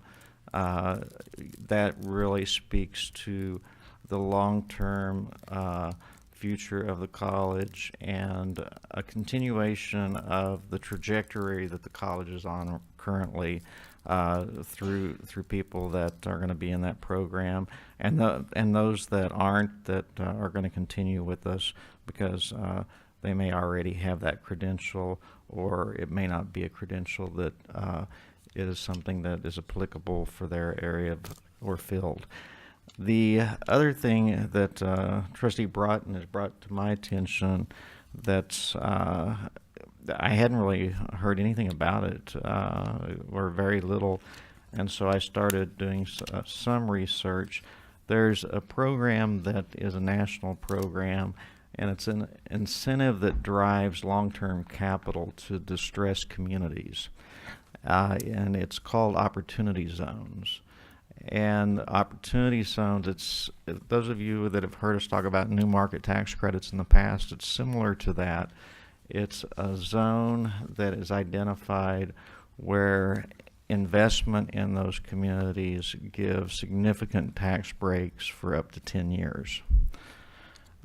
We happen to have one of the largest, maybe the largest geographically, opportunity zone in the state of California, that there's a little bit of it around Indio, but it really begins around Coachella and goes all the way to the North Shore. And so we've got a unique opportunity to try to attract those funds to that portion of our district so that we can hopefully have a significant economic impact in that area. There's been discussions about there being an emphasis on environmental research, some sustainability programs and others, but I'm looking forward to exploring that and learning more. And again, thank you for turning me in that direction. And the new market tax credit, when we did the Indio campus, I think it yielded us about $1.8 million. And this program is significantly larger than that program and covers a much broader area. The only other thing that I'd like to mention, people mentioned several events. I had the pleasure of participating just briefly at an event that was many programs that were involved, our culinary program, our ECE program, and our agriculture farm program. Have the opportunity to go on one end of our campus where it's very peaceful and relaxing, and where we grow things and watch our culinary students serve some guests that were here on campus. And it was just a wonderful example how interdisciplinary programs can work together and create a unique experience that deals with nutrition, that deals with children, and also develops our culinary students. And I learned some unique things about those students that I didn't know. That several of them had for some time been living in their cars. And through the program, they have been able to, one, they've had an opportunity to know that they were going to be able to have some food.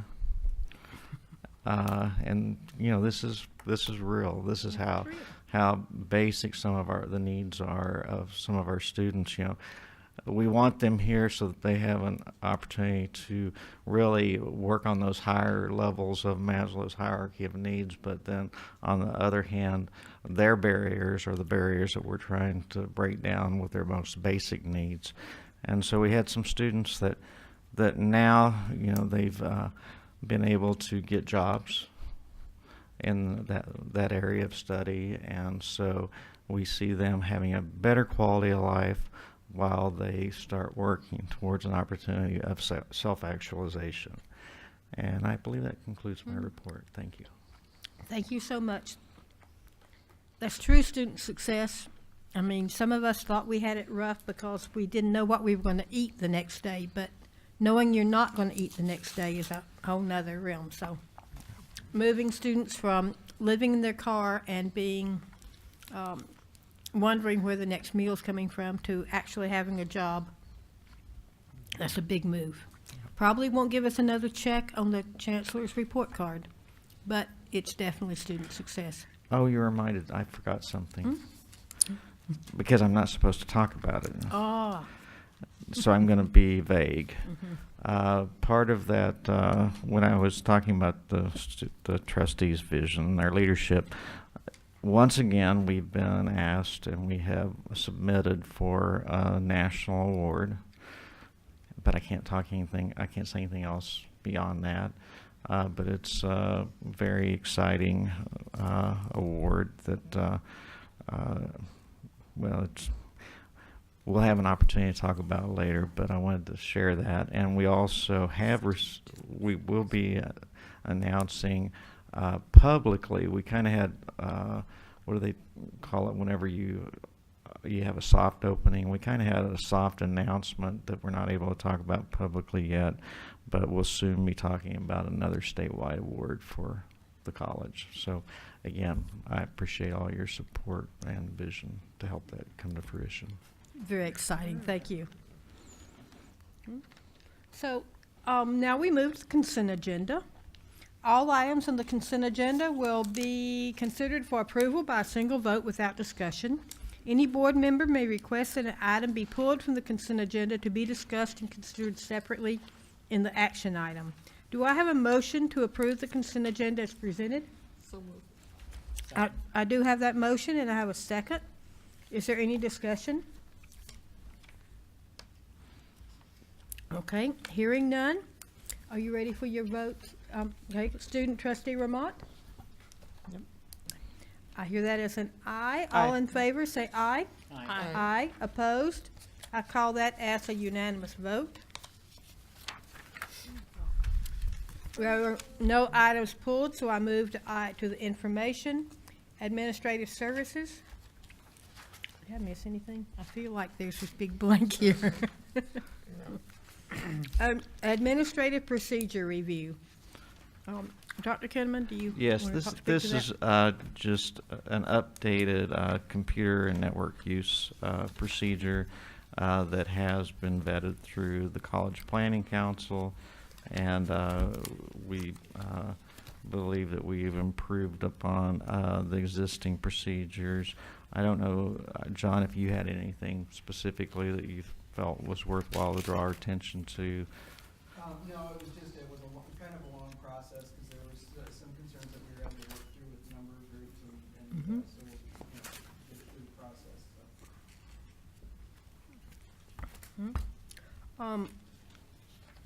Okay, so are there any, is an information item, there's no vote, but are there any questions? No? Okay. So, we're ready for the study session. Strong workforce. Zarel?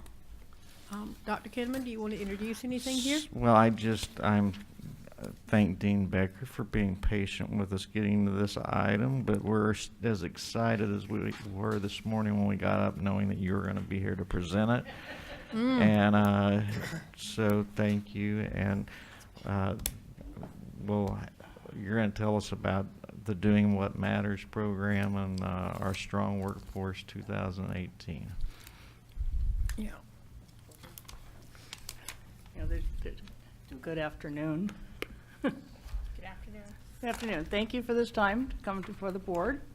As you know, I'm passionate about career education, so I always get very excited about presenting this. There's nothing more embarrassing than a technology teacher that can't figure out. Okay, I got it to the next slide. Okay, so I have a few introductory slides, and then you're going to be watching pictures while I talk through the rest of it. And we like pictures. We'll try to highlight everything that's going on across campus, not just up there on that northern end. Strong Workforce, as you may remember from last year, the Strong Workforce funds are allocated to both the individual California community colleges and to our region. And our region is the Inland Empire / Desert, which is known affectionately at the state level as the Empire. We happen to be one of the best regions, and that's one of the reasons that they've given us that nickname. Our local allocation's about $1.4 million per year. We received 1.1 the first year, and then we received an incentive funding that increased that. And it looks like that's what we're going to be getting every year. Never know, as John could tell you. You wait until the letter comes to start spending it. The regional allocation is approximately $8.8 million per year. And our allocation from the region runs right around $500,000, maybe $550,000 a year. Depends a little bit on what projects are happening. The Strong Workforce local funds here on our campus are managed by our Strong Workforce Steering Committee. And this steering committee is co-chaired by me and by our Academic Senate CTE liaison, who is currently Douglas Redmond. The committee includes 14 members from administration, full-time and adjunct faculty, and classified staff. We have invited students. We don't have an official student, but they do come occasionally when they have interest in what we're working on. Right now we're meeting once a month. The steering committee has allocated, push the button. The steering committee has allocated about 33% of this $1.4 million to ongoing expenses. That means that they're committed every year, so we just keep spending them.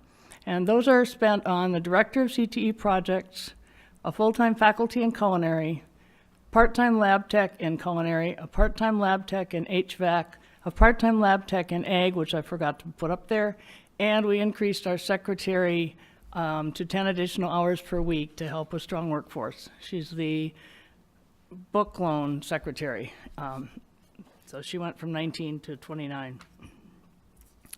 The remaining funds are allocated each year based on project requests from faculty, administration, and staff. They also evaluated on past performance against the Strong Workforce program outcome metrics and analysis of the local job market. So we take a look at that each year when we receive the projects.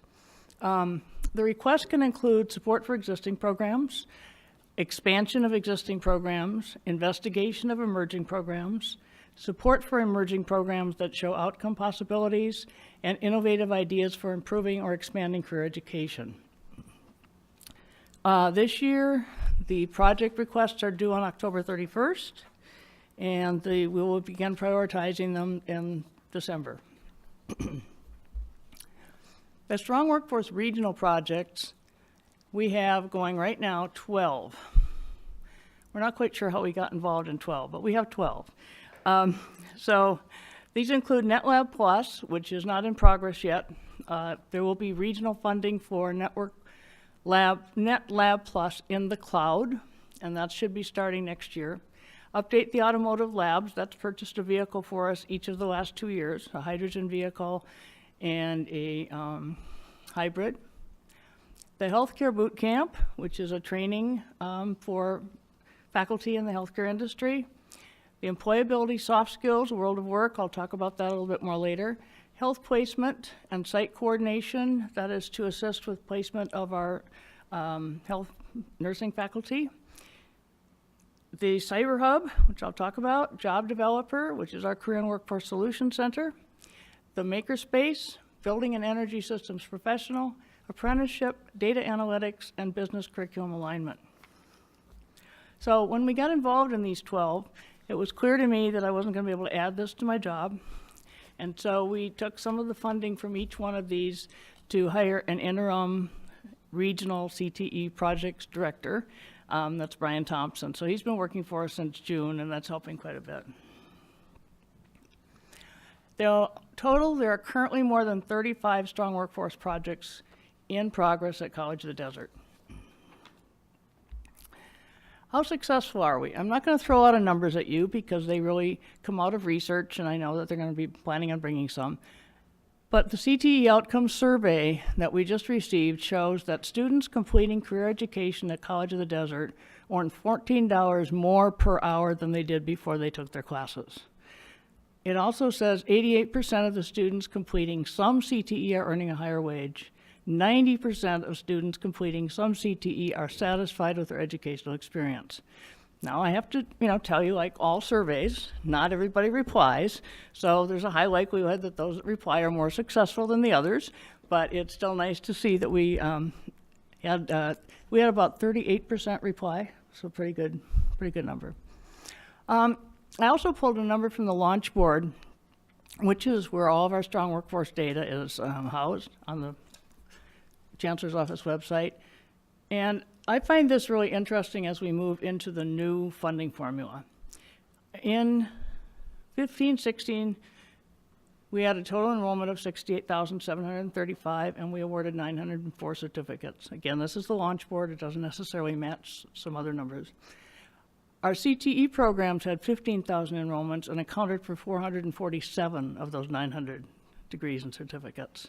And in 2016-17, that actually went up a little bit. So when we talk about new funding formula that is going to count certificates and degrees, we can see that there's going to be an emphasis on CTE as a bigger producer of some of that, Okay. So the first one we're going to talk about, Strong Workforce Projects, is the one that Dr. Kinnaman just mentioned, Farm to Table. I'm sorry. That's fine. I just have pictures. Your story will be better. So this is the farm, and if you have not been out to that end of campus recently, which is the northeast end of campus, we've extended the farm an additional acre. We didn't ask permission to use the land because we figured we weren't hurting it. It was empty, and all we did was till it and put some crops in, and if you need it for a building, you can just, wipe it out. So anyway, we used some money to buy additional seed, and we bought the farm fencing equipment, and the student workers and our lab techs just went to work and planted this. So the Farm to Table is actually the brainchild of these three people on campus. The middle one is Diane Russum, the director of the McCarthy Child Development Center. The chef is Jeff Azer, culinary instructor, and Jeff Place, our turfgrass professor. They pooled their resources to put together a program in which the culinary students learn how to grow crops, the horticulture students learn what happens with the crops, the Child Development Center gets the crops, as does the culinary program, and we're seeing student workers coming out of this now much more marketable. When you think about the restaurants in town that have their own garden, and to be able to provide someone to them that has basic cooking skills and the ability to grow that vegetables and not fruit, okay. So this was an award-winning program. We were recognized at the regional level for excellence in teaching, and the 3 of them came and received their award. It's also been published at the state level, and I think I included that in the appendix, some of the articles that have been published about it. We are unique in that we are the only community college in our region that has both culinary and agriculture. So this isn't something that can be replicated within the region because they don't have the programs, okay? So today this program provides 80% of the vegetables prepared and consumed in the Child Care Center and 70% of the vegetables used in the culinary program, which would reduce our supply cost, but it's not doing a lot for it. And there are quality. And I also should mention that the Child Care Center, Diane was one of the original people to start this, and the Child Care Center has a garden in which the kids grow their own crops. And it's just really interesting to see them pick this vegetable and eat it, something they'd probably never eat if it came from a store. So Strong Workforce Funds are sponsoring student internships to man this project. We have 5 in the McCarthy Center, we have 2 in culinary, and we have 3 in horticulture. And we also sponsor the part-time lab techs.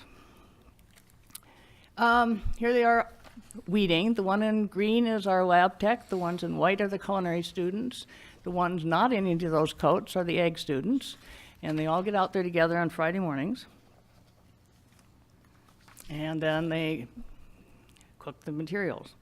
So last week we hosted a farm-to-table lunch. Dr. Kinnaman was nice enough to attend. We really appreciated that. We have the CCC AOE, which is the California Community College Occupational Educators, the state group. I don't know why they call it that. It should be, anyway, CCC CTE or something, but it's not. So they have their semi-annual conference here in Rancho Mirage every fall. So we invited the executive committee to come here for a farm-to-table luncheon after the conference ended on Friday. And the students were very busy preparing, bringing everything over from the culinary kitchen. Here's the table they set up with centerpieces and all the cutlery. And the horticulture students actually got out the wax and polished the farm equipment. The green one was purchased with Strong Workforce. And here they are having this great lunch. So the lunch was so successful. They loved the food, they loved the way it was presented, they loved the atmosphere. They took a short tour, they had student speakers, and they have invited us next year to do this as a pre-session to the conference, which is one in which they highlight a particularly interesting area in our college. So we should be having probably a couple hundred people here next year, including the representatives from the Chancellor's office. So, yeah, so it's nice recognition. Yeah, nice recognition. Okay, so we also opened our cyber hub, and this is very exciting for us. We had enormous help from the IT department. I stopped watching my clock, sorry. We had enormous help from the IT department, doing data drops into the room, getting everything set up. And so on one end, the end you're looking at right now, we have actual classroom. And on the other end, we have workstations for taking computers apart, putting them back together, we hope, and for learning how to create networks and creating cyber attacks that they then try to solve. And again, with the great help from IT, this is all isolated from our network on campus, so they can't hurt anything. At least that's that's the theory. If they weren't enough, they might be able to hack. I don't know. Anyway, okay. So we have, yeah, The new program, the cyber program, the curriculum went in last spring. It includes 6 courses leading to industry credentials, and we have articulation in progress to provide a seamless transfer to Cal State. In the first year of this program, 70 students participated in A+ certification, which almost immediately gets you a job. 50 started the networking sequence, and 18 are in the security sequence. Also, to build interest in the program and bring interest into STEM, we have our CODE summer program, CODE. This is the group of middle schoolers that were here. We have 1 2-week session here at Palm Desert and 1 at Indio. The program has been very successful. They learn a lot, they like it. What we discovered this year is that the middle schoolers are really, really interested. The high schoolers are finding what we're doing a little bit too basic. So we're currently trying to work out some curriculum to make it a half-unit introductory class for the high schoolers. So whether we'll get that by next summer, I don't know, but I think that's a really good way to go to bring them in and actually get them some credit. Okay. The Roy Wilson Training Center Fire Academy. Have any of you ever been out there? Yes. Yeah? Okay, good. So the Fire Academy continues growing. We have a class of 24 students this semester, which may not sound like a lot, but we had 9 3 years ago, so we are building the program. We purchased a fire vent training apparatus, which you're looking at here. And there's a second picture, I believe. So this is mobile, doesn't pull easily, but it's mobile. And they can go up and learn how to saw through roofs and how to get entry skills to have a safer way of training our firefighters. It has several other attachments to it also. The fact that it is portable means that we can take it out to high schools and do some additional training and marketing there. Or other campuses. Or other campuses. Other campuses also, yes. Okay. We also purchased the Biddle. And I'd never heard of the Biddle, so if you've never heard of Biddle, you're in the same boat with me. Biddle is an agility test that all firefighters have to pass. And so our cadets have to pass it. Firefighters are required to pass it on a periodic basis, and some police are also required to take it on a periodic basis. So we are now an official test site for Biddle, which is very exciting because the closest one before was either Victor Valley or Rio Hondo. Wow. So we're now the test site. And we're running this through PACE. They're going to be doing the advertising, collecting the funding, and it will be happening at Roy Wilson. So there they are. They have to pull the hoses like 50 feet and then go underneath some things. And I'm looking forward to seeing the first test if I get out there. This looks like a really interesting one. Okay. Building and energy systems. This program has taken about 5 years to really get off the ground. And we're really happy to say that we are finally getting there. In 2015-16, we had 17 sections and 378 enrollments. This fall, we have 15 sections and 337 enrollments. So we're looking at probably 674 for this year, which is well over double. So we're really excited about that. This has been recognized at the state level. It is a comprehensive program that includes 17 stackable certificates in everything from solar energy to air conditioning to building inspection to construction management. And the students just continue to gain more and more skills that will make them energy efficient professionals in the construction field. So it's exciting to see it finally come. This is our main lab in AS 107, which is usually pretty full with equipment. And this is our additional lab in the diesel mechanics building. This is a Liebert unit, which is, don't ask me why it's so expensive, but it's about $100,000 and we had it donated, which is very nice. And this is an air-cooled commercial air conditioning unit. So those are the two things that our students are using for part of their training. We also have a construction management, applied construction technology lab. It's also in diesel mechanics. It has a lot of equipment in it, as you can see. And it is currently empty because the only faculty that we had took a full-time job. So until we can find more adjunct that are willing and able and qualified to teach applied construction, we have this beautiful lab waiting. But it is there, and we are working on it. Roadrunner Cafe opened. We mentioned this earlier, and the sign is on the window, so I'm not quite sure what marketing hasn't appeared, but the sign is on the window, Roadrunner Cafe.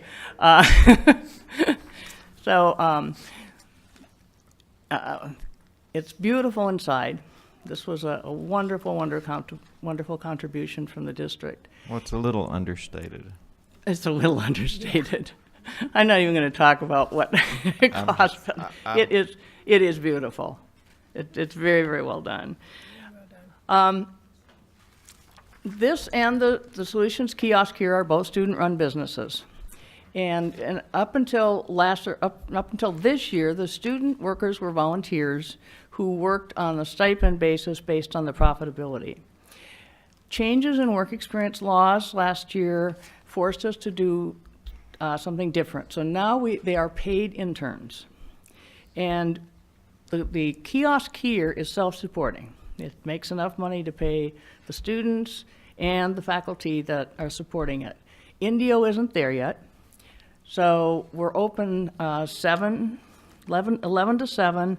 We're going to try to stretch that to 9 to 7. And I've been working with the foundation to see if we can't come up with a few more internships, because $3,000 will pay for 225 hours and 3 units of class.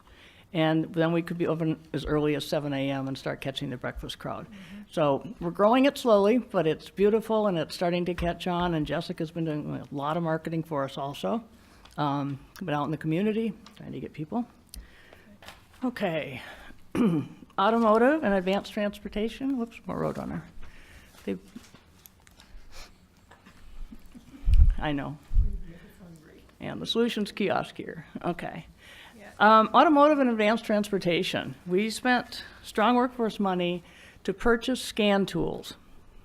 Didn't know what those were either, but I know now. The scan tool is a computer that you plug into the car that reads all the computers that are in the car to tell you what's wrong with it. It's like that ad you see. You know, one of those, I can't open my own hood, so I'm not, yeah. So anyway, we have scan tools for Toyota and Hyundai and one more. And then there's also some generic ones, but they don't work as well as the ones that are specific to the individual manufacturer. Oh, Chrysler. And Chrysler gives us theirs because we're a Chrysler site, and we're licensed by them, and we're also NATIVE certified. And then we purchased the other two, but the students really need to do this. So if anybody thinks that taking auto and advanced transportation is about getting your hands dirty, not anymore. It's really, really highly technical. We also purchased the Snap-on tools. And the Snap-on tools, again, I don't totally understand how this happens, but the Snap-on tools go on to determine if what you did based on the scan tools was right. And then if it was right, you get certified. So this helps our students get the ASE certifications that they need. Okay, we also use strong workforce money to send Wendy Ansley to a 200-hour training program in yoga teacher training. And the district awarded her a sabbatical at the same time. So this was a combined project. She has now returned. She has all the curriculum done. The yoga program has started, and it is gaining speed rapidly. This is a really wonderful program in the area because yoga has been shown to be one of the best geriatric exercises available, and we have a lot of those out here. So it's As she looks around. yeah, there you go. I'm one of them. Okay, so So I don't think I can do no, what she's doing. you don't need to comment on that. You don't need to comment. Okay, so I'm pretty sure I couldn't do that when I was 15. I just put this picture. Yeah. Okay. So, and there's another really good cross-discipline project happening in spa management. So we're taking the yoga teacher training and the physical therapy and the business and combining all these into training people to run all of the spa manager positions that we have here in this valley. So again, based on the farm to table with the cross-discipline, this is another opportunity for people from multiple schools to get together. We also purchased a Sim Mama nursing simulator. These are very expensive mannequins.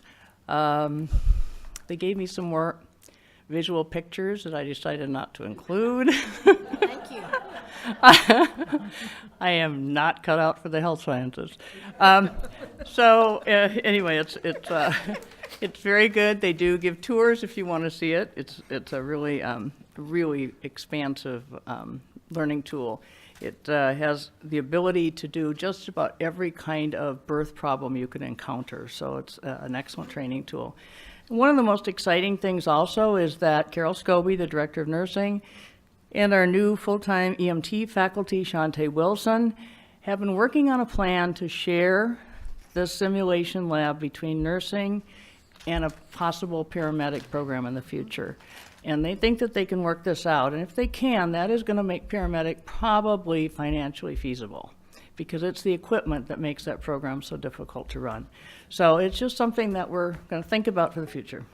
I'm over 15 minutes, aren't I? No, we need you No, to be you're. over 15 minutes, please. I'm loving this. Okay. Keep going, keep going. We're doing fine. I think the board We is would feeling like pretty you good. to. Yeah. Okay. We yeah. took a vote ahead of time and said, oh, please let Sorrel tell us what she has to say, We because have it's not- always interesting. We have nonverbals to know if we want to cut you off. Okay. And I haven't seen that yet. Okay. It's like me this morning, they just turned off my microphone. Okay. All right, film production. We used a combination of Perkins and Strong Workforce Funding, and with the very, very excited help of one of Kelly Hall's faculty, Vincent Sassoni, I think that's how you pronounce it, we now have a film lab. I have not been over to see it. It's in the KCOD radio station, but it's a very exciting. I have several pictures of it here. Vincent has created, I think, 3 new certificates. 2 have gone through regional, some are on their way, and a degree. And the whole film production and radio, TV, and digital design are all working together and moving toward Palm Springs and the Digicom partnership. So Can you say that again? No, seriously. You want me to say that again? Yeah, I do. The film production people, faculty, radio, TV, and the digital design and production faculty, all under Dr. Hall, are working together to create new programs to move to Palm Springs in partnership with Digicom. Thank you. Okay. So could also about the 3 new certificates. Mhm. I don't need to know the names of them. Give us a feel for what sort of certificates are available for this. I think this will be something that students are really interested in. So are they in different aspects of film production? I think they're both called film production. Okay, so there are different aspects of film production. Right. Okay. Mhm. That's just. Right.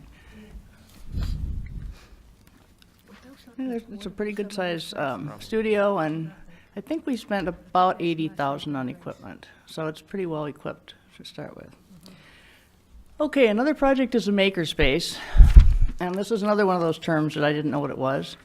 A makerspace is anything, any place in which you make something. Oh. That's pretty wide open, isn't it?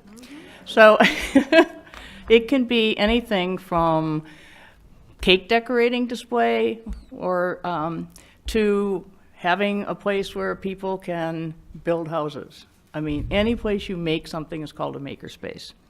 So we're starting small with maker projects. This is our 3D printer, and we're going to be doing maker projects for students in the Career and Workforce Solutions Center. And the name for them is Explore, so it's going to be to explore different kinds of careers and different kinds of things that we offer in our CTE programs, and add that into the Career Center, and add it into kind of a way to get more students coming in there. So we have Brian Thompson heading this project, and he's working with Robert St. Juliana and with Frank Ramirez, and they're all pretty excited about getting this off the ground. The 3D printer also, there's a 3D printing club on campus, and Jonathan Georges is the advisor for that, and they are really excited to be over there starting to present this to new people. So that's going to be our first one. We have several others in planning. We're hoping that we can work with the people at the street fair and have some of them come in to show some of the things that they do. Again, just the idea is just bring some people in to explore new careers by having students do something. Not listen to a lecture, but do something.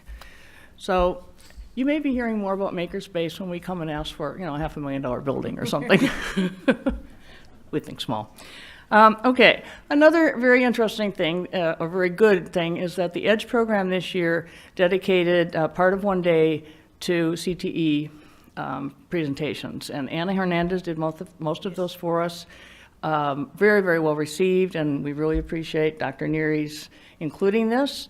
I think we're going to be expanding it again next year and doing some more things, but it's really nice that we're starting to combine those things and have a stronger relationship. We've also created all of our academic maps in career education, and they're going over to counseling this week to create student education plans for students. So we have one in place now for every single certificate and degree that we have. And as soon as the counselors have approved those, then we're going to start creating marketing materials that actually show, come take these classes, you ready for a job? Here's the jobs available. You want to go on? Here's the next certificates. So we should have marketing materials by the end of this year for all of those programs. Lujan cheering, yes. Speaking of marketing, our website has now been updated with all of our programs. This is the COD to Careers website. And there's information out there with pictures for everything that we offer. It's not something that I can do a screen print because it's a rolling, but you can go out there. We also have, from our region, $1.2 million is allocated every year from our $8.8 million regional allocation to marketing. And they have started a campaign called Ready Career. And I think in your paperwork, I've also provided the link. Website for that. And there's articles going out there every day, and they're expanding all the time and working on it. So it's, again, a work in progress. Okay, and finally, what's coming? We are in apprenticeship investigation. This is a difficult one because we don't have a whole lot of unions out here that can sponsor it. So this one's going to take a little bit longer for us to get off the ground, but we're participating with the region on it because it does offer some really good opportunities. Medical billing. Pablo Romero has just completed the curriculum for this, so we'll be adding medical billing to our Apply Information Systems certificates and degrees. Paramedic, as I mentioned, we're investigating the feasibility. NetLab Plus Cloud. This is going to be a regional license, and this will allow us to teach cybersecurity online. So that's a really big feature. Right now, you have to be in a lab to do this, but this has the virtual stuff that you need. We're also doing a data analytics, and this is one that doesn't lend itself well to a picture, but we are spending a lot of time making sure all of our codes are correct. We start with top codes, we have SIP codes, we have SOC codes, and they all have to match, because if they don't match, we don't get our outcomes and we don't get our funding. So we're really being careful to match everything up. We had a full-day visit from the Chancellor's Office representatives, and we did 3 programs, and now we're going to keep going and make sure that they're all updated. We also have the World of Work.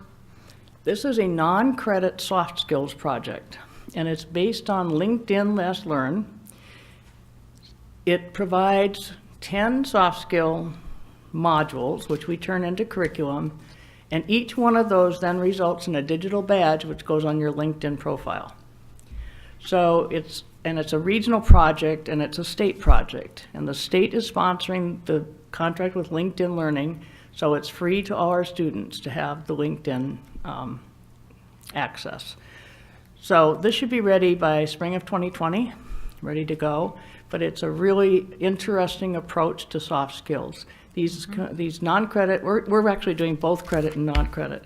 So they can be included in a certificate, or they can be included through our Career Center. So that's a fun one. We also have something very interesting that started this year, the K-12 Strong Workforce. So the state has now allocated, I think, $200 million to K-12 Strong Workforce. What's interesting about these is that the funds which go to high schools will be allocated through the California Community College regions and coordinated through each of the colleges.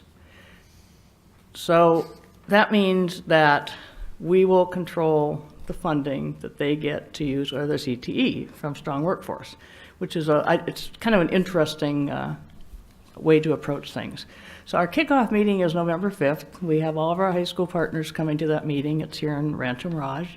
And we'll find out more about how much is actually coming, how much our district will have, and how we'll allocate it out. Do we have partners from all 3 school districts? We do. We do. In fact, we have Pleased 3, I to think, hear from that. 3 from Coachella, I think, are coming. I'm pleased to hear that. Yeah, and To me, though, it makes sense, of course, I'm sitting at this table and not another table, but to me it makes sense because those schools are feeding their students into this opportunity for a certificate. Even if it's a dual education, it's still fed through here, so it'll give us better coordination. K-12 will become K-14 in this case, and that'll be better for the students. yeah, I think there's great, there's just great things that are going to come from that, and bringing that closer tie together is going to be really good. But it doesn't take away the power of K-12. We're not telling K-12 what to do. It gives us an opportunity to be partners, and that's what we've always needed. Excellent. So that's it. There's many more projects out there. I selected these because I didn't have any other pictures. No, I selected these because they're the most important. And I really want to give credit to the entire team that does this. Dr. Kelly Hall and Leslie Young are both very, very actively involved in career education. Beth Allen Bentley, our Director of CTE Projects, has been just taking a load of things off of my desk, which is really helpful. This week's project that she's working on is the new Indio Jail, which is now supposed to open in fall of 19. And by the way, our culinary program has all the curriculum ready to go, and we're doing a pilot project during winter intersession. So if you would like to come and learn to be a professional baker in 14 days, come and join us, because we're going to be offering all 4 non-credit classes right in a row during those 14 days. So that we'll see how it's going to work out for the jail, kind of preview it. So that, how does that work with the Indio Jail? Tell us about what we're doing with the Indio Jail. We are in the process of working on the MOU with the Indio Jail to be the provider for their entire culinary program. We've been working on this for close to 2 years now. The jail got a little bit delayed. So we've been working on it. We will be offering non-credit curriculum, so there's no tuition for them. We will be providing the instructors, they're providing the supplies in the kitchen, and we'll be offering a class in the morning and a class in the afternoon. One will be for men, one will be for women. They have to be separate. We've put them all into modules of 4 weeks so that they can complete the entire CDCP non-credit certificate in 4 weeks. And we have 3 ready to go. We'll probably need to add more because I was going to say this is a captive audience. I didn't really mean it that way.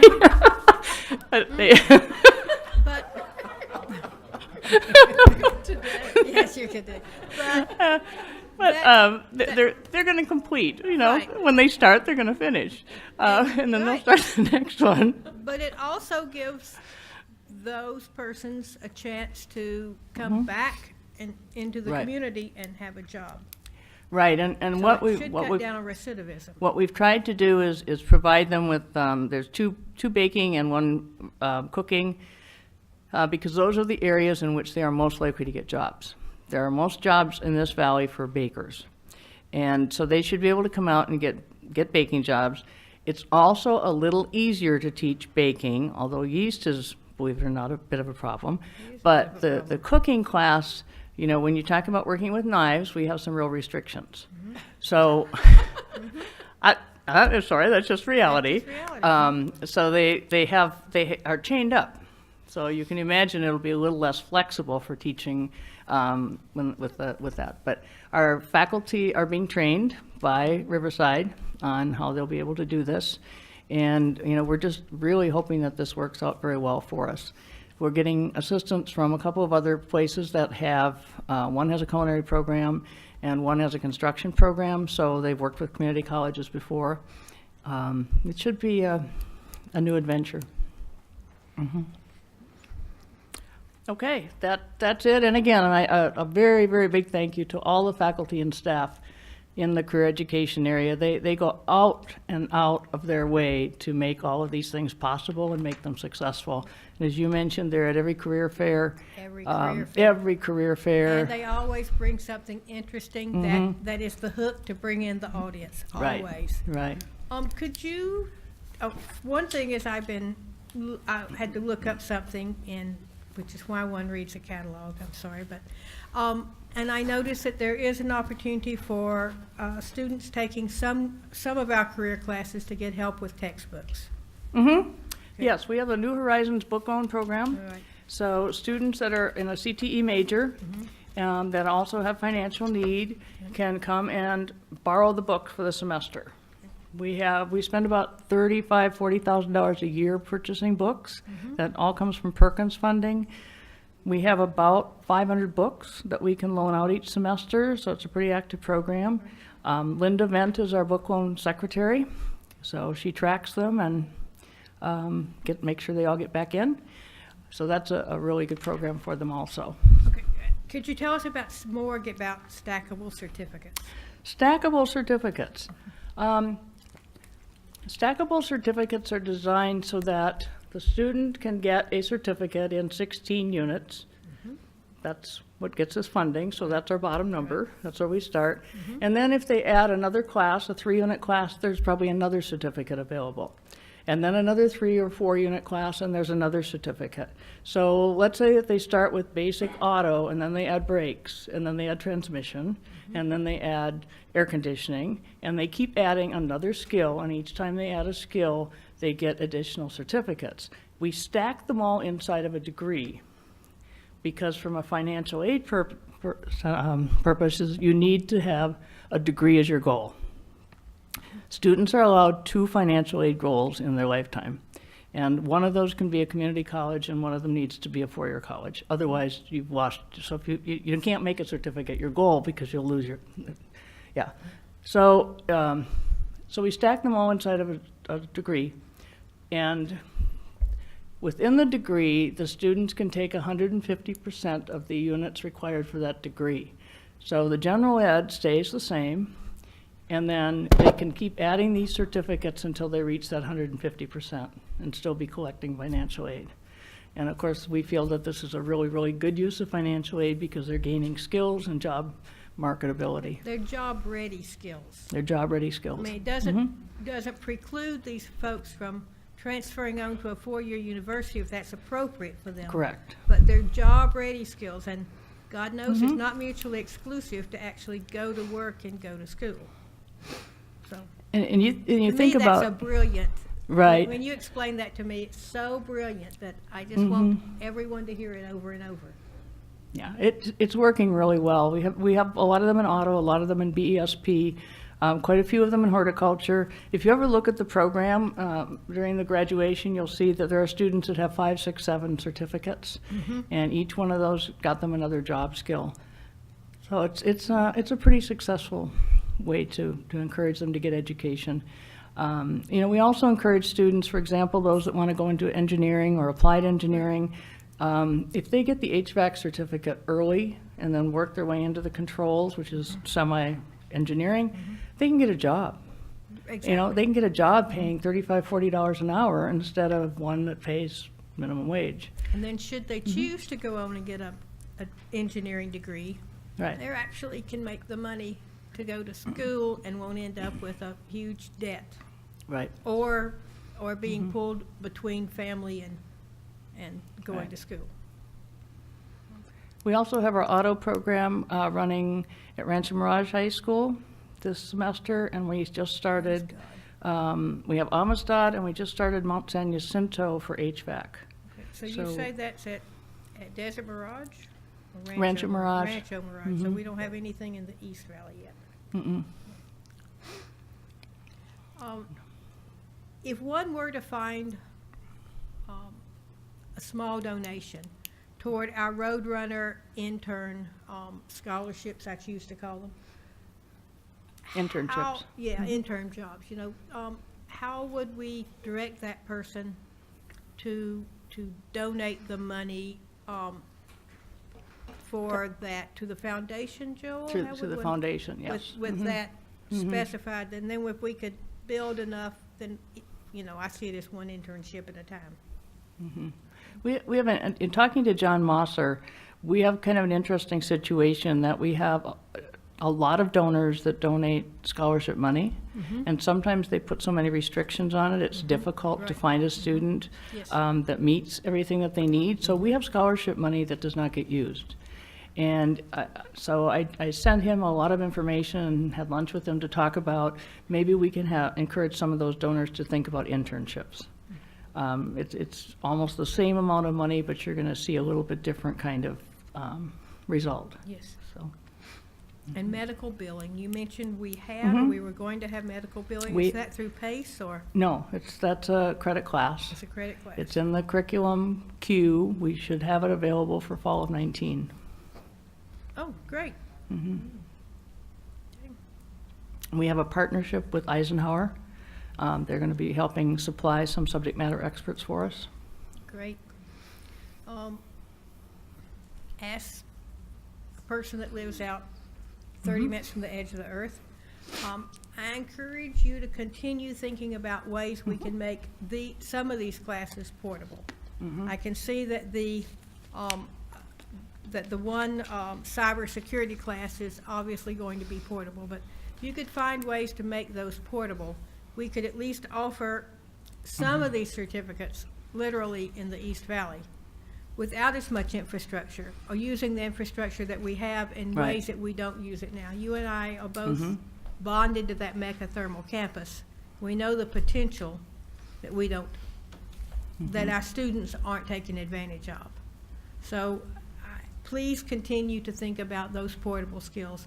I see our farm and our early childhood education classes working together, and our culinary as a beginning of our Roadrunner project.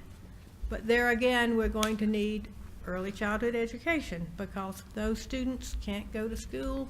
They either have to Right. bring their baby or not go to school. So it's a good beginning. It's a way we can grow.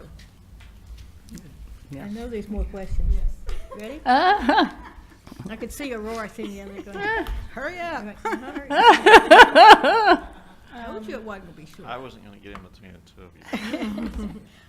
You talked, and I brought up earlier about the paramedic program. Mhm. So what are the challenges that you're seeing that? Is it financial or what's? We have been on probation with our EMT program for the past two years, and we're finalizing the paperwork. We're supposed to be off as of October 15th, but we haven't received the official letter that we're off. Neither did we receive a letter saying it's continuing. So we're working with them. We've had several meetings already to make sure that we've completed everything we need to complete that probationary status. We can't apply for paramedic status until 1 year after we have completed a full year of EMT off probation. Oh. So that's a 1 year delay. But again, we have all of the faculty that we're hiring are paramedic trainers as well as EMT people. We now have our full-time person as the project director, and she's developing a really excellent relationship. She has a great background. You'll probably meet her spring semester because she's teaching a Friday class. And it's not legal for us to have EMT students in the classroom without an EMT person there, and we don't have another cover. So that's why she hasn't been introduced yet. She's really, really excited about building that program, and so she's laying all the groundwork. Two things that make paramedic expensive. One is the skills lab, and if we can share that cost with nursing, that will be a huge bonus to us. The other is the fact that the teacher-to-student ratio is 1 to 5. So that brings the FTES down pretty rapidly. In EMT, we have 1 to 5 for the skills lab, but unlimited for lecture. So we're putting 60 students in the lecture and then breaking them up into the lab so that we can kind of get a little better FTES efficiency out of it. But paramedic will be expensive. It's a little bit like nursing in that it's you know, all the health professions are just something where you have to say, Right. we're committed to this. Yeah. It's not going to be a moneymaker. Yeah, there aren't a whole lot in the state of California for community colleges. There's a handful, but There's a still, handful. given our geographic isolation here. Right. Yeah. Well, and there are 350 jobs for paramedics available in this valley today, or yesterday. I checked yesterday. Every ambulance, AMR ambulance, is very, very excited about AMR ambulance. The number you gave us, how many jobs? It's about 350. Wow. Every fire truck has a paramedic. Every ambulance has a paramedic. What they've done because of the shortage is that they've now increased the training for EMTs, and they are now allowed to administer Narcan, which is the drug that stops drug overdose. That before last January, they could not do that, but because they don't have enough paramedics, they're having EMTs drive the ambulances with the paramedic in the back instead of the 2 paramedics. So they've made some changes in the health field to try to cope with some of what's happening. But every person we put through paramedic will have a job. My other question was with regard to the steering committee has allocated approximately 33% of the funds received to ongoing expenses, and these allocations currently included, and then it lists. So what exactly is the funds used for? Is that? That's the salaries. So it's salaries. That's the salaries, and we have 1 full-time faculty, but in order to collect FDES, they have to be partially funded by the district. So faculty are not a great option to fund with categorical funding. So he's 90% in strong workforce and 10% in the district. So after 1, we decided that didn't work out particularly well, but we do have our full-time director, the CT projects director, and then we're sponsoring part-time lab techs because we get, more hours for the amount of money. And again, we're cautious with categorical funding. But again, when you spend it on salaries, it's gone, it's committed. Those people are hired. And so we've limited that to about 30%. So like the secretary, 10 additional hours per week, so there's coverage or some other funds used for the 30 hours? She's a district fund for 19 half hours and strong workforce for 10 hours. Okay, thank you. I kept reading so many articles about the Google program with community colleges. They cooperating with 25 community colleges right now. Is that something we could do in the future with them? Yes. It's called IT Support Professional Certificate. One of the positions that is currently being flown is for another CIS cyber instructor. And that's one of the things that's high on our list is Google together with Amazon. They both offer some very, very strong training programs, but we need a faculty. So that's the barrier with Google? Yeah. To a large extent. We need somebody with the expertise that can dedicate the time. We would find another way, but we are fortunate that came up in prioritization and has been funded. So if we had a failed search last year, we'd probably be further along. Okay. I've heard so many good things about that program, that the colleges that have partnered, it's really worked well for students. So thank you. We need that faculty member. It's a good direction for us to look into.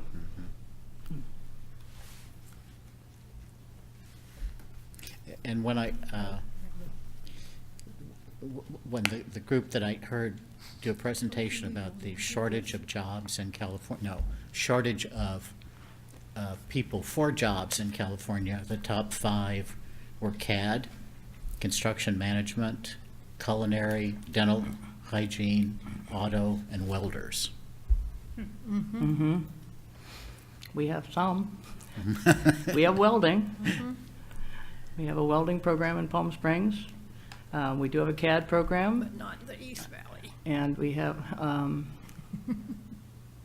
well, we have construction management, but as I pointed out, we're really struggling to find adjunct faculty for that particular area. We don't need a full-time right now, we just need adjunct, but we have a difficult time hiring people that have an AA degree or higher that also have the industry skills and that aren't already making so much money that they don't have the time and energy. So that's a little bit of a limiting factor in that. They couldn't tell me which was greatest in the Inland Empire. That was statewide, so. Statewide. In our area, health is first, construction is second, and hospitality is third, and they're very close together in terms of number of jobs.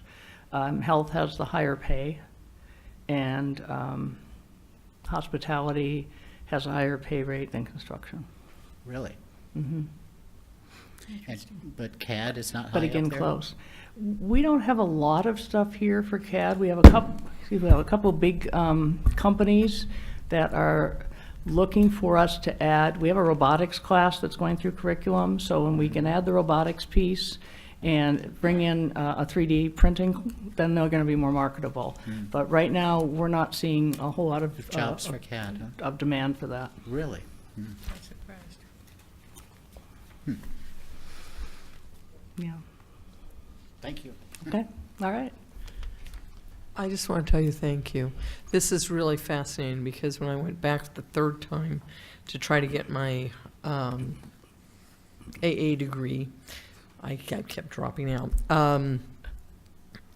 I went through one of these programs, and that was how I made it through finally, was because I had something to support myself and my daughter and be able to continue on with my education. And I was able to keep going, getting higher and higher with my certificate as well as achieve my next level of degree. So I think this is really wonderful, and we have so many more opportunities out there now than were out there when I was going through. And I want to thank you for all your hard work with this, because this is phenomenal. This is just really great. Well, thank all you for How your many time. students do we reach a semester? Do you think new students come into the programs?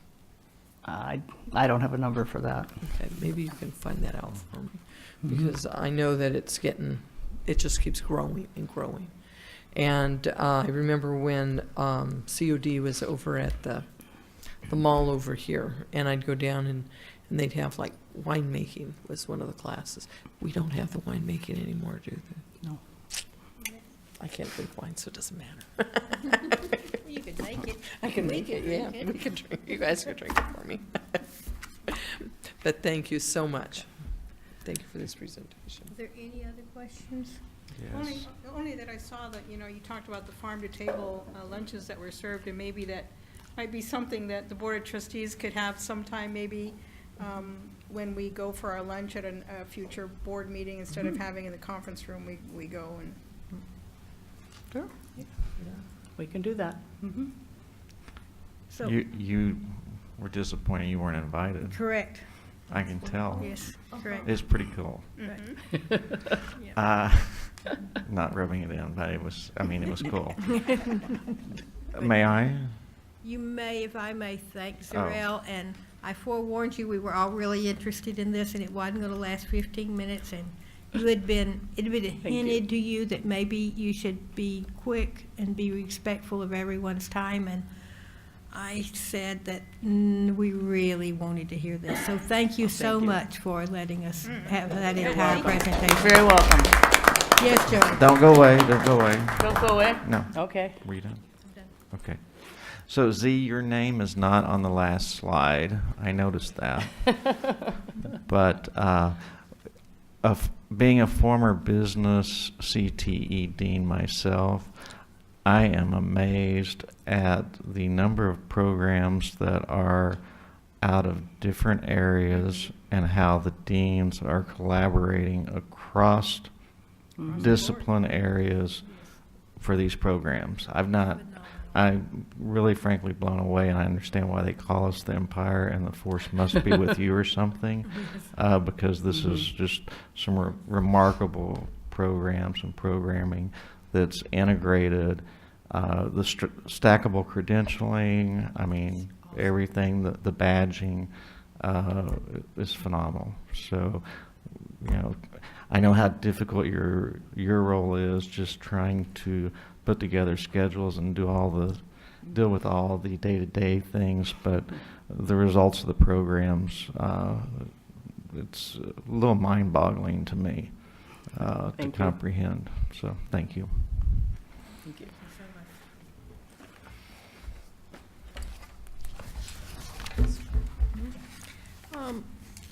Future agenda items. The next part of the next item on our agenda is a request for future agenda items. Student trustee, do you have any future agenda items? Not at this time. Trustee Wilson? I did have one, and I can't find it.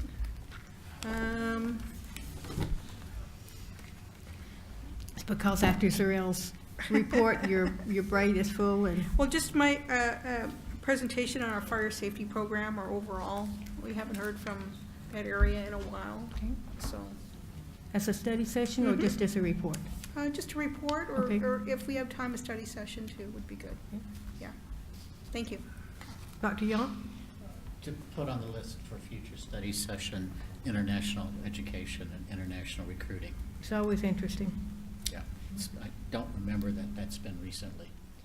No, we usually talk about that at the time of the year when we vote for the fees. Yeah, so maybe it's time. So I think it's getting there. Dr. Stephan? Nothing at this time. Okay.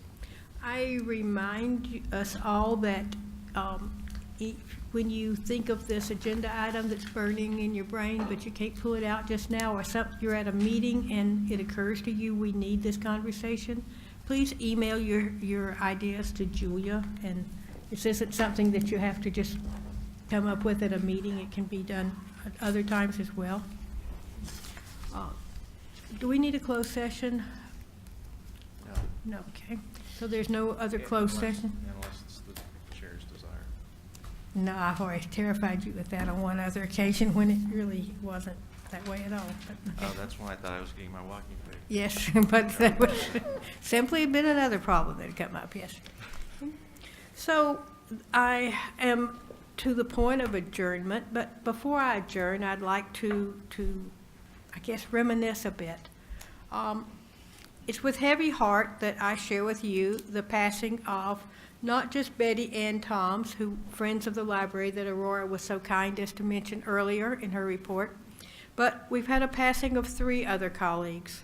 One was Leslie Todd. College of the Desert Professor Emeritus Leslie Todd passed away on September the 27th. She was a full-time nursing professor at the college between 1994 and 2006. She obtained her degrees at Los Angeles Valley College and California State University Northridge. Aside from her work at the college, Leslie owned the Town Center Pharmacy in Palm Desert for many years with her second husband.